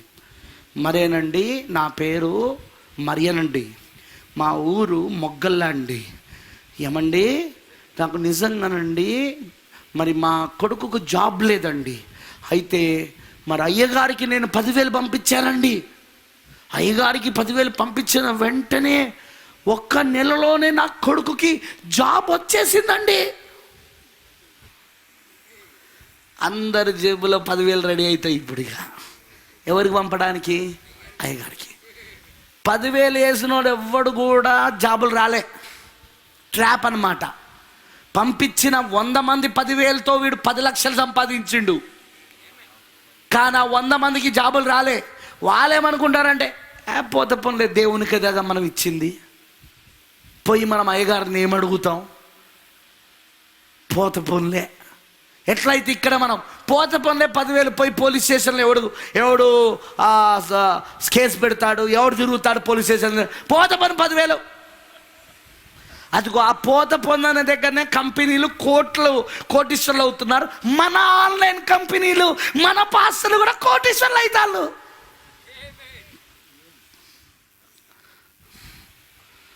ఒక్కొక్కరి దగ్గర లిక్విడ్ క్యాష్ 125 కోట్లు 150 కోట్లు. ఈ మధ్యలోనే ఇండియాలో పెద్ద పెద్ద సేవకుల పైన ఐటీ రైడ్లు జరుగుతాయి. ఇంట్లో లిక్విడ్ క్యాష్ 150 కోట్లు 125 కోట్లు దొరుకుతాయి. అంత డబ్బు ఎక్కడి నుండి వచ్చిందంటే ట్రాప్. మాకు ఆ ట్రాపులు రావమ్మోయ్. మేము ఆ ట్రాపులు బోధించడానికి రాలా, ఎత్తబడుట ఎలాగో నేర్పించడానికి వచ్చాం. విమోచన పథకము నీకు ఎలా జరగాలో చెప్పడానికి వచ్చినాం. ఒకవేళ గనక ఆ ట్రాప్లు మేము మొదలు పెడితే వాడికన్నా 10 సంవత్సరాలు పట్టిందేమో కోటీశ్వరులు కావడానికి, మాకు సంవత్సరం చాలు. కానీ మాకు తెలుసు అవి దయ్యమని, మాకు తెలుసు అది దురాత్మ అని, మాకు తెలుసు అదంతా సాతాను యొక్క రాజ్యానికి వలలని. అమాయకమైన క్రైస్తవులను, అమాయకమైన విశ్వాసులను మోసపరిచే స్కీములని మాకు తెలుసవంతా. ఆ మెంబర్షిప్లు, ఆ 10,000 కట్టడాలు, ప్రార్థన చేస్తాం సంవత్సరం అంతా 10,000 కట్టండి, అయ్యగారితో ఫోటో దిగాలంటే 10,000 కట్టాలా. అవన్నీ ట్రాప్లు, అవన్నీ ట్రాప్స్. ఎందుకంటే ఇది మైండ్ ఏజ్, మర్చిపోకండి. ఇది మనసు కాలం. మనసు కాలములో మనసు యొక్క ఉరులు వలలివి. ఎంట మెసేజ్లో కూడా ఉన్నాయి ఇవి. అయితే అవి ఎంట మెసేజ్లు కాదు, ఎంట మెసేజ్ చుట్టూ వచ్చిన వాళ్ళు. అందులో ఒక ట్రాప్ ఏంటిదంటే ఎత్తబట్ట అయిపోయింది, నువ్వు వెయ్యన పరిపాలన ఉన్నావు. ఇంకొక ట్రాప్ ఏంటిదంటే 7వ దూతతో అన్నీ అయిపోలేదు, 7వ ముద్ర విప్పబడలేదు, 7 ఉరుములు బయలుపరచబడలేదు. 7వ దూత తర్వాత ఇంకొక ఆయన వస్తాడు, కొనసాగింపు పరిచయం ఉంటుంది. ఇవన్నీ ట్రాప్స్, ట్రాప్స్, మైండ్ ట్రాప్స్. మనస్సును వలలో పడేయడం. వీళ్ళిగా దాన్ని దాటుకొని వినలేరు. ఒకసారి ఒక ఆయనతో నేను కూర్చొని మాట్లాడుతున్నాను, బ్రదర్ నీకు నేను 7వ ముద్ర విప్పబడిందని చూపిస్తాను, నువ్వు నమ్ముతావా అంటే ఒకటే అన్నాడు, నువ్వెన్ని చూపించినా నేను నమ్మను పో అన్నాడు. నువ్వెన్ని చూపించినా నేను నమ్మను అన్నాడు. అప్పుడు నేను అన్నా, అయితే నువ్వు వలలో పడ్డవురా. ఎందుకంటే వలలో పడినోడిగా బయటికి రాడిగా వాడు, ఇక అంతే ఇక వాడు. అర్థమైందా నేను చెప్పింది? కొంతమంది ఉంటారు, నువ్వెంత చూపించు, ఎన్ని వర్తమానాలు బోధించు, ఎంత చక్కగా చూపించు, ఎత్తబట్టి అయిపోలేదు అని చూపించు, వాడు నమ్మడు, వాడు అంతే. అరే ఆత్మీయంగా జరిగిందిరా, దానికి కాదని ఎవడు అంటున్నాడు? కానీ భౌతికంగా జరగాలి కదా. ఆత్మీయంగా ఎత్తబడుట మొదటి రాకలోనే జరిగిందిరా. ఆల్రెడీ పౌలు రాశాడు రా, అది పాత వర్తమానం రా. కానీ 1963 వర్తమానం, అది కొత్త వర్తమానం, అది 2వ రాకడ గురించి, ఇప్పుడు శరీరంలో మార్పు చెందే గురించిరా అని ఎంత చూపించిరా. వాడు మొదటి రాకడనే 2వ రాకడ దాంట్లో మిక్స్ చేసి, మనం ఆల్రెడీ ఇప్పుడు పరలోక స్థలంలో కూర్చొని ఉన్నాం, మనం ఆల్రెడీ ఇప్పుడు ఎత్తబడ్డాం. ఒరే అది మొదటి రాకడ సువార్తరా, ఆల్రెడీ మనం ఎత్తబడ్డామని పౌలు రాశాడు రా. ఆత్మీయంగా నువ్వు ఎత్తబడ్డావు, ఆత్మలో నువ్వు క్రీస్తు యేసుతో పాటు పరలోకపు స్థలాలలోనికి వెళ్ళావు, నువ్వు ఆయనతో కూర్చొని ఉన్నావని రాశాడు రా. అంటే నేను నమ్మను. దేహ మార్పు నమ్మమంటే అక్కర్లేదు, ఈ దేహం మార్పు జరగదు. అందుకే ఈ దేహముతో వ్యభిచారం చేసినా తప్పు లేదు, ఈ దేహముతో అక్రమ సంబంధాలు కలిగినా తప్పు లేదు, ఈ దేహముతో నువ్వేం చేసినా అది పాపం కాదు. అదే వాళ్ళ బోధ. ఇప్పుడు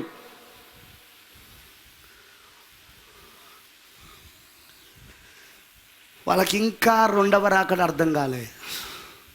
ఎందుకంటే 2వ రాకడ మెయిన్ దేహం యొక్క విమోచన.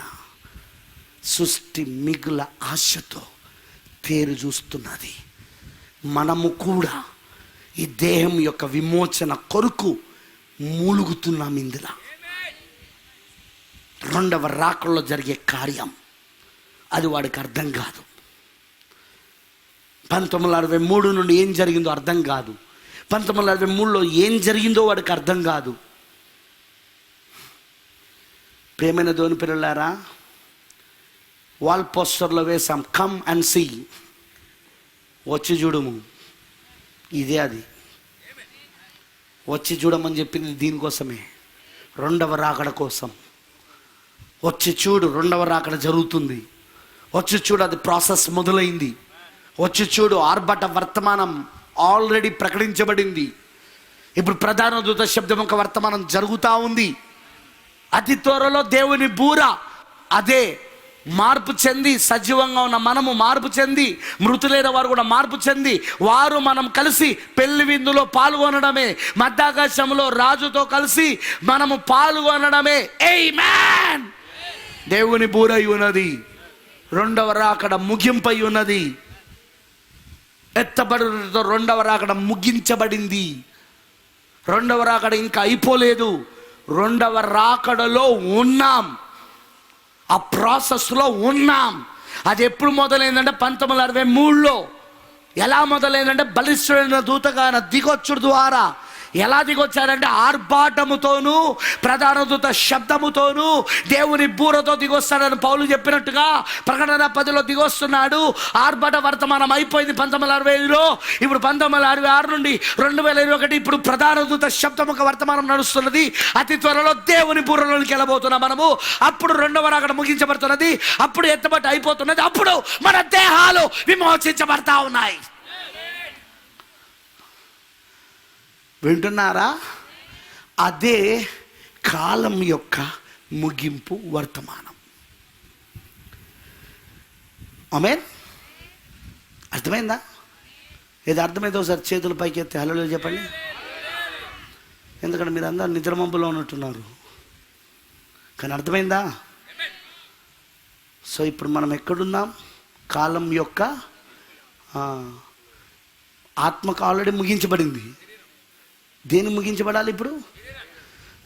శరీరాన్ని ముగించబడడానికే కదా కాలం యొక్క ముగింపు వర్తమానం ప్రకటిస్తూ దూతొచ్చాడు, బలిష్ఠుడైన దూతొచ్చాడు. ఆయన వర్తమానం ఏంటిది? ఇక కాలం అనేదే ఉండదు, ఇక కాలము ముగించబడుతున్నది. ఇప్పుడు ఆ వర్తమానం ఎవరికి? దేహ విమోచన కలుగుతున్న వారికి. ఆమేన్. ఇప్పుడు ఆ ప్రాసెస్లోనే ఉన్నామా మనం? అయితే ఆ ప్రాసెస్లోకి రావాలంటే ముందు మొదటి నుండి రావాలా? మీలో ఇక్కడ ఎవరైనా ఇంకా మార మనసు పొందకపోతే మార మనసు పొందండి. పాపక్షమాపణ నిమిత్తం యేసుక్రీస్తు బాప్తిసం పొందుకోకపోతే ఇప్పుడే పాపక్షమాపణ నిమిత్తం యేసుక్రీస్తు నామములో బాప్తిస్మం పొందుకోనండి. మీలో ఇంకెవరైనా పరిశుద్ధాత్మ చేత నింపబడకపోతే ఇప్పుడే నింపబడండి. దాని ద్వారా మీ ఆత్మ మరణము నుండి జీవంలోనికి దాడుతున్నది. కాలం ముగించబడుతున్నది. క్రీస్తుతో సహవాసం నిత్యత్వంలో చేస్తూ ఉన్నది. ఆ తర్వాత ఇప్పుడు ఈ వర్తమానంలోకి వస్తే, ఈ 7 ముద్రల వర్తమానంలోకి వస్తే, 7వ దూత అయిన విలియం బ్రెన్హామ్ ప్రకటించిన వర్తమానంలోకి వస్తే ఇప్పుడు దేహం విమోచించబడుతుంది. ఇక ఆమేన్. అర్థమైంది అందరికీ? ఇక అర్థం కాకపోతే నేనేం చేసేది లేదు, ఎందుకంటే ఇంత క్లియర్గా చెప్పా. కాలం యొక్క ముగింపు వర్తమానం వచ్చి చూడుము. Praise the Lord. హల్లెలూయా. వచ్చి చూసావా? రైట్. చూసిన మీరందరూ ధన్యులై ఉన్నారు, విన్న మీరందరూ ధన్యులై ఉన్నారు, దాన్ని అనుసరించేవారు మరీ ధన్యులై ఉన్నారు. Amen. God bless you all. దేవుడి మీద దీవించును గాక. Let us pray. ప్రార్థన చేసుకుందాం. ఈ రాత్రి ప్రియమైన సహోదరి, ప్రియమైన సోదరుడా, నీకు దేవుడు ఒక మంచి అవకాశం ఇస్తున్నాడు రక్షణ పొందుకోవడానికి. అది నీ ఆత్మ దగ్గర నుండి మొదలు కావాలి. కాలం యొక్క ముగింపు వర్తమానంలోనికి రావడానికి అది నీ ఆత్మ దగ్గర నుండి మొదలు కావాలి. దానికి విధానం నువ్వు మారు మనసు పొంది పాపక్షమాపణ నిమిత్తం యేసుక్రీస్తు నామములో బాప్తిస్మమును పొందుకొని పరిశుద్ధాత్మ చేత నింపబడితే నీ ఆత్మ తీర్పులోనికి రాక మరణము నుండి జీవములోనికి దాటి ఉన్నది. నీ ఆత్మ ఇప్పుడు క్రీస్తు యేసుతో నిత్యత్వములో పరలోకపు స్థలములలో ఆయనతో పాటు కూర్చుండబెట్టబడి ఆయనతో పాటు సహవాసం చేస్తా ఉన్నది. ఆ తర్వాత నువ్వు ఈ వర్తమానంలోనికి వస్తే, ఆ తర్వాత నువ్వు ఈ యొక్క దేహాన్ని మార్చే వర్తమానం, రెండవ రాకడ వర్తమానం, ఆర్భాటపు వర్తమానం నువ్వు వస్తే, అది నిన్నిప్పుడు నీ దేహాన్ని కూడా మార్పు చేస్తుంది. అది నీ దేహాన్ని కూడా మరణము నుండి జీవములోనికి దాటింపజేస్తుంది. దేవుడు నీకు ఒక మంచి అవకాశం ఇస్తా ఉన్నాడు ఈ రాత్రి. నాకు శిక్షకు మధ్యలో ఊగులాడతావా? అంగీకరించుకుని ఉంటావా? ఈ రాత్రి తన సింహాసనం పైన నిన్ను కూర్చోబెట్టే భాగ్యం నీకు ఇస్తున్నాడు. తన నిత్య జీవమును నీకు ఇస్తున్నాడు. ఈ గొప్ప రక్షణను నిర్లక్ష్యము చేస్తావా? ఈ గొప్ప రక్షణను నిర్లక్ష్యము చేసిన ఎడల దేవుని ఉగ్రతను నువ్వు ఎలా తప్పించుకుందువు? తప్పించుకోలేవు సోదరుడా, తప్పించుకోలేవు సోదరి. దేవుడి రాత్రి నీకు మంచి అవకాశం ఇస్తున్నాడు. నమ్ము ఈ రాత్రి వర్తమానాన్ని, నమ్ము కాలము యొక్క ముగింపు వర్తమానాన్ని, నమ్మి ఈ రోజున అంగీకరించు, స్వీకరించు. ఆయన ఏర్పాటు చేసిన మార్గంలోనికి రా. ఆయన ఏర్పాటు చేసిన విధానంలోనికి రా. అప్పుడే నువ్వు రక్షించబడతావు. అప్పుడే నువ్వు నిత్య జీవాన్ని నీ ఆత్మలో, దేహంలో పొందుకోగలుగుతావు. అప్పుడే నీకు కాలము ముగించబడుతుంది. Thank you lord. ప్రార్థించుకుందాం. రెండు చేతులు పైకెత్తి పూర్తిగా మనం దేవునికి సమర్పించుకుంటూ ప్రార్థన చేద్దాం. Thank you Jesus. ఆయనకు పూర్తిగా అర్పించుకుందాం. మనం ఆయనకు పూర్తిగా సమర్పించుకుందాం. మనం ఈ రాత్రి ఆయనకు పూర్తిగా అర్పించుకుందాం, సమర్పించుకుందాం. ఈ సువార్తను అంగీకరిద్దాం. కాలం యొక్క ముగింపు సువార్తను అంగీకరిద్దాం. ఎందుకంటే కాలం ఒక ముగింపు వచ్చేసిందిగా. ఈ దేహాలకు కూడా కాలం యొక్క ముగింపు వస్తున్నది. ప్రార్థించుకుందాం. సమస్తమును మాట చేత సృజించిన ఓ సృష్టికర్త, కాలములు నిత్యత్వము నీ వశములో ఉన్నవి. మరణం యొక్కయు పాతాళ లోకం యొక్క తాళపు చేతులు నీ వశంలో ఉన్నవి. నిత్య జీవము నీ వశములో ఉన్నది. సమస్తము నీ వశములో ఉన్నవి ప్రభువా. నువ్వు ఎవరినైనా అంగీకరించాలన్నా ఒకటే మార్గం, నువ్వు ఏర్పాటు చేసిన మార్గం. నువ్వు ఏర్పాటు చేసిన మార్గంలోనికి వస్తే తప్ప ఒక వ్యక్తి నిత్య జీవాన్ని పొందుకోలేడు. అతనికి కాలము ముగించబడలేదు. ఆ కాలం అతనికి అంతము కాలేదు. ప్రభువైన దేవా, సమయములు కాలములు నీ చేతిలో పెట్టుకొని ఉన్నావు. నిత్యత్వం కూడా నీ చేతిలోనే ఉంది. కానీ నువ్వు ఏర్పాటు చేసిన మార్గంలోనికి వస్తేనే నువ్వు ఆ నిత్యత్వాన్ని ఇస్తావు, ఆ నిత్య జీవాన్ని ఇస్తావు. ఆ నిత్యత్వంలో నీతో సహవాసాన్ని ఇస్తావు, నీతో కలిసి ఉండే జీవితాన్ని ఇస్తావు. ఈ రాత్రి ఈ గ్రామానికి మేము ఆ సువార్తను ప్రకటించేశాం. కాలం యొక్క ముగింపు వర్తమానాన్ని ప్రకటించేశాం. ప్రభువా, నిజంగా నీ ఏర్పాట్లో, నీ ఎన్నికలో ఎవరున్నారో, ఎవరిని నువ్వు ముందుగా నిర్ణయించుకున్నావో, ఎవరి పేర్లు ఆ గొర్రెపిల్ల జీవ గ్రంథంలో జగతు పునాది వేయబడకమునిపే, లోక పునాదులు వేయబడకమునిపే నిత్యత్వంలో నువ్వు రాశావో, ఆ నిత్యత్వానికి సంబంధించిన వాళ్ళు ఇప్పుడు కాలంలో ఉన్నారు, మరణంలో ఉన్నారు. కానీ ఇప్పుడు వాళ్ళు మరణము నుండి జీవములోనికి దాటడానికి, వారికి కాలము ముగించబడి నిత్యత్వం వాళ్ళకు మొదలవడానికి ఈ వర్తమానాన్ని వాళ్ళ కొరకు పంపించావు. వాళ్ళు ఈ రాత్రి ఇక్కడ ఉంటే, లేదా ఈ స్వరమును ఎక్కడి నుండైనా వింటే తప్పకుండా అది వారి జీవితంలో క్రియ చేయును గాక. ఈ రాత్రి వాళ్ళను పట్టుకొందును గాక. ఈ సువార్త, కాలం యొక్క ముగింపు సువార్త వాళ్ళను పట్టుకొందును గాక. ఆ బలిష్ఠుడైన దూత యొక్క సువార్త, కాలమిక లేదు, కాలమిక ముగించబడుతున్నది అని చెప్పబడుతున్న సువార్త ఈ రాత్రి వారిని పట్టుకొందును గాక. నాకు తెలుసు ఈ రాత్రి అనేకులకు ఇది అర్థం కాదని, అర్థమవుతున్న వాళ్ళు ధన్యులై ఉన్నారని. ఎందుకంటే అర్థమయ్యేటట్లు చేసేది పరిశుద్ధాత్ముడని. పరిశుద్ధాత్ముడు ఎవరికి అర్థమయ్యేటట్లు చేస్తాడంటే, ఎవరి ఏర్పాట్లో, ఎవరి ఎన్నికలో ఉన్నారో వాళ్ళకే ఆయన దాన్ని అర్థమయ్యేటట్లు చేస్తాడని. మాకు తెలుసు ప్రభువా. అందుకే ఈరోజు ఎవరైతే ఈ వర్తమానము నమ్ముతున్నారో అర్థమై వారు ధన్యులై ఉన్నారు. వాళ్ళు ఎన్నుకోబడిన వాళ్ళై ఉన్నారు, వాళ్ళు ఏర్పరచబడిన వాళ్ళై ఉన్నారు. ఎవరైతే ఈ వర్తమానాన్ని నమ్ముతూ స్వీకరిస్తున్నారో, ఈ రాత్రి కొత్త జన్మ పొందుకోవడానికి నిర్ణయం తీసుకుంటున్నారో, నీటి మూలంగా ఆత్మ మూలంగా జన్మించబడుతున్నారో, వాళ్ళు ధన్యులై ఉన్నారు. ఎందుకంటే వాళ్ళు ముందు నిర్ణయంలో ఉన్నారు కాబట్టి పరిశుద్ధాత్మ వారి హృదయాలను తాకి ఇది అర్థమవునట్లుగా చేస్తున్నాడు. ప్రభువైన దేవా, ఆ క్రొత్త జన్మ నీ పిల్లలు పొందుకుంటారు. ఇక్కడ ఈ రాత్రి ఆ పిల్లలు ఉన్నారని నమ్ముతున్నా నేను, నీ పిల్లలు ఉన్నారని నమ్ముతున్నా నేను. వాళ్ళు క్రొత్త జన్మ పొందుకునే భాగ్యము దయచేయి. తప్పకుండా నీ కృప ఇవ్వు తండ్రి.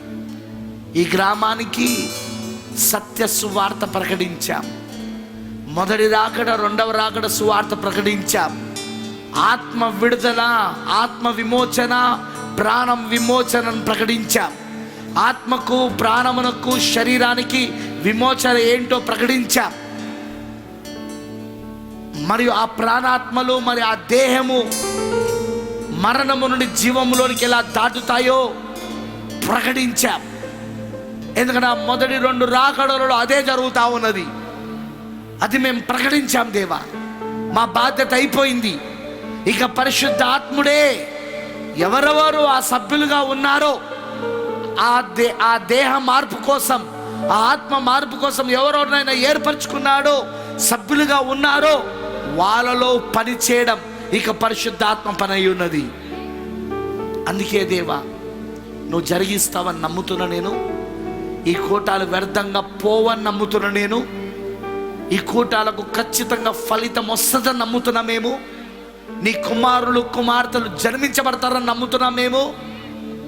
లేదా నీ సాక్షార్థముగా అయినను ఇక్కడ ఈ వర్తమానం ప్రకటించబడింది, ఈ సువార్త ప్రకటించబడిందనే నేను ప్రభు జరుగుతుందని నమ్ముతున్నా నేను. ఎందుకంటే ఈ 2 కార్యాలు జరగాలి. ఒకటి, నీ ఏర్పాట్లో ఎన్నికల్లో ఉన్న వాళ్ళు రక్షించబడాలి. రెండవది, మిగతా వాళ్ళకు సాక్షార్థముగా ప్రకటించబడాలి. మాకెవరూ చెప్పలేదని ఆ రోజు, ఆ తీర్పు రోజున వాళ్ళ ఆత్మలను పట్టుకొని మాకెవరూ చెప్పలేదు ప్రభువా అని అనడానికి వీలు లేకుండా ఇది సాక్షార్థముగా నువ్వు జరిగించావు. అందరూ బట్టి నీకు వందనాలు. దీవించు ఈ గ్రామాన్ని, ఆస్వాదించు, రక్షణలోనికి నడిపించు, ఎత్తపట్లోనికి నడిపించు. నీ కృపవు వాళ్ళకు సహాయం చేయి తండ్రి. వచ్చిన నీ పిల్లలందరినీ దీవించు, అందరినీ ఆస్వాదించు, అందరికీ నీ కృపివ్వు. ఈ కాలం యొక్క ముగింపు వర్తమానమును వాళ్ళు నమ్మి స్వీకరించి, అనుసరించి, జీవించి నిజంగా దేవుని యొక్క విమోచనకు సిద్ధపడే భాగ్యము దయచేయి. ఆ కృప అందరికీ ఇవ్వు దేవా. మరి ఇక్కడ స్థానికంగా సేవ చేస్తున్న పాస్టర్ నహూమ్ గారిని దీవించు, ఆయన భార్య పిల్లలను ఆస్వాదించు, వారి తమ్ములను దీవించు. ఈ సేవలో సహకరిస్తున్న వాళ్ళ తమ్ముళ్ళిద్దరిని దీవించు, వాళ్ళ అమ్మగారిని దీవించు, వాళ్ళ తమ్ముల కుటుంబాలను కూడా ఆస్వాదించు. వారి కుటుంబము ఈ కాలం యొక్క ముగింపు వర్తమానాన్ని మొత్తం వారికి ఉన్న పరిధిలో వాళ్ళు ప్రకటించుదురు కాక. ఎక్కడెక్కడైతే వారి సేవలు ఉన్నాయో, ఎక్కడెక్కడైతే ఇంకా లేవో ఆ చోట్ల కూడా వాళ్ళు ప్రకటించుదురు కాక. నువ్వు వాళ్ళను వాడుకో దేవా. దీవించు, వాళ్ళని ఆస్వాదించు. అలానే ఇక్కడున్న దైవజనులందరినీ దీవించు, ఈ సేవకులందరినీ ఆస్వాదించు, వారి సేవలను బలపరచు. ఈ కాలం యొక్క మిగింపు వర్తమానాన్ని వారి ప్రాంతాలలో, వారి సంఘములలో వాళ్ళు ప్రకటిస్తూ ఆ దేహం యొక్క విమోచన కొరకు సిద్ధపడే భాగ్యము దయచేయి. వాళ్ళ ద్వారాని వధువు సిద్ధపడును కాక. నీ కృప వారి పరిచయలో ఉండును కాక. తండ్రి, ఈ రాత్రి ఇక్కడ వచ్చిన ప్రతి బిడ్డను దీవించు. ఆయా సంఘాలలో నుండి ఎంతమంది అయితే ఇక్కడికి వచ్చారో వాళ్ళందరికీ దీవెనలు కలుగును కాక. వాళ్ళు నమ్ముచున్న వర్తమానం ఏమిటో వాళ్ళకి అర్థమవును కాక. అది వారికి ప్రత్యక్షతను, బయలుపాటును, విశ్వాసమును ఇచ్చును కాక. ఖచ్చితంగా వాళ్ళకు అది బయలుపరచబడే భాగ్యము దయచేయి. కృప చూపించి వాళ్ళకు అందరినీ దీవించు. మమ్మల్ని అందరినీ దేహం యొక్క విమోచన కొరకు సిద్ధపరుస్తున్నావు. ఆ ప్రాసెస్లో మేము ఇప్పుడు ఉన్నాం. త్వరలో ముగించబడుతుందిగా, మా దేహం మార్పుతో ముగించబడుతుంది ప్రభువా. అదే మాకు జరగబోయేదని మాకు తెలుసు దేవా. దాని కొరకు ఇంకా సిద్ధపరచమని, అందరినీ ఆస్వాదించమని, దీవించమని. ఒకవేళ నీ ఎత్తబడుట ఆలస్యమైతే మరొక్కసారి కలుసుకునే కృపను మా అందరికీ దయచేయమని, అంతవరకు నువ్వు తోడై నడిపించమని. ఒకవేళ ఎత్తబడుట జరిగితే మధ్యాకాశంలో జరగబోయే ఆ గొప్ప కూటంలో మేమందరము మార్పు చెంది ఉందుము గాక. కాలం యొక్క ముగింపును పొందుకొని నిత్యత్వము మాకు శరీరములో కూడా ప్రారంభమై అక్కడికి వెళ్దుము గాక, అందులో ఉందుము గాక. అంతవరకు నువ్వు తోడై నడిపించమని నీకు సమర్పిస్తూ యేసు క్రీస్తు నామములో ప్రార్థిస్తున్నాము. Amen. God bless you all. దేవుడు మీ అందరినీ దీవించును గాక.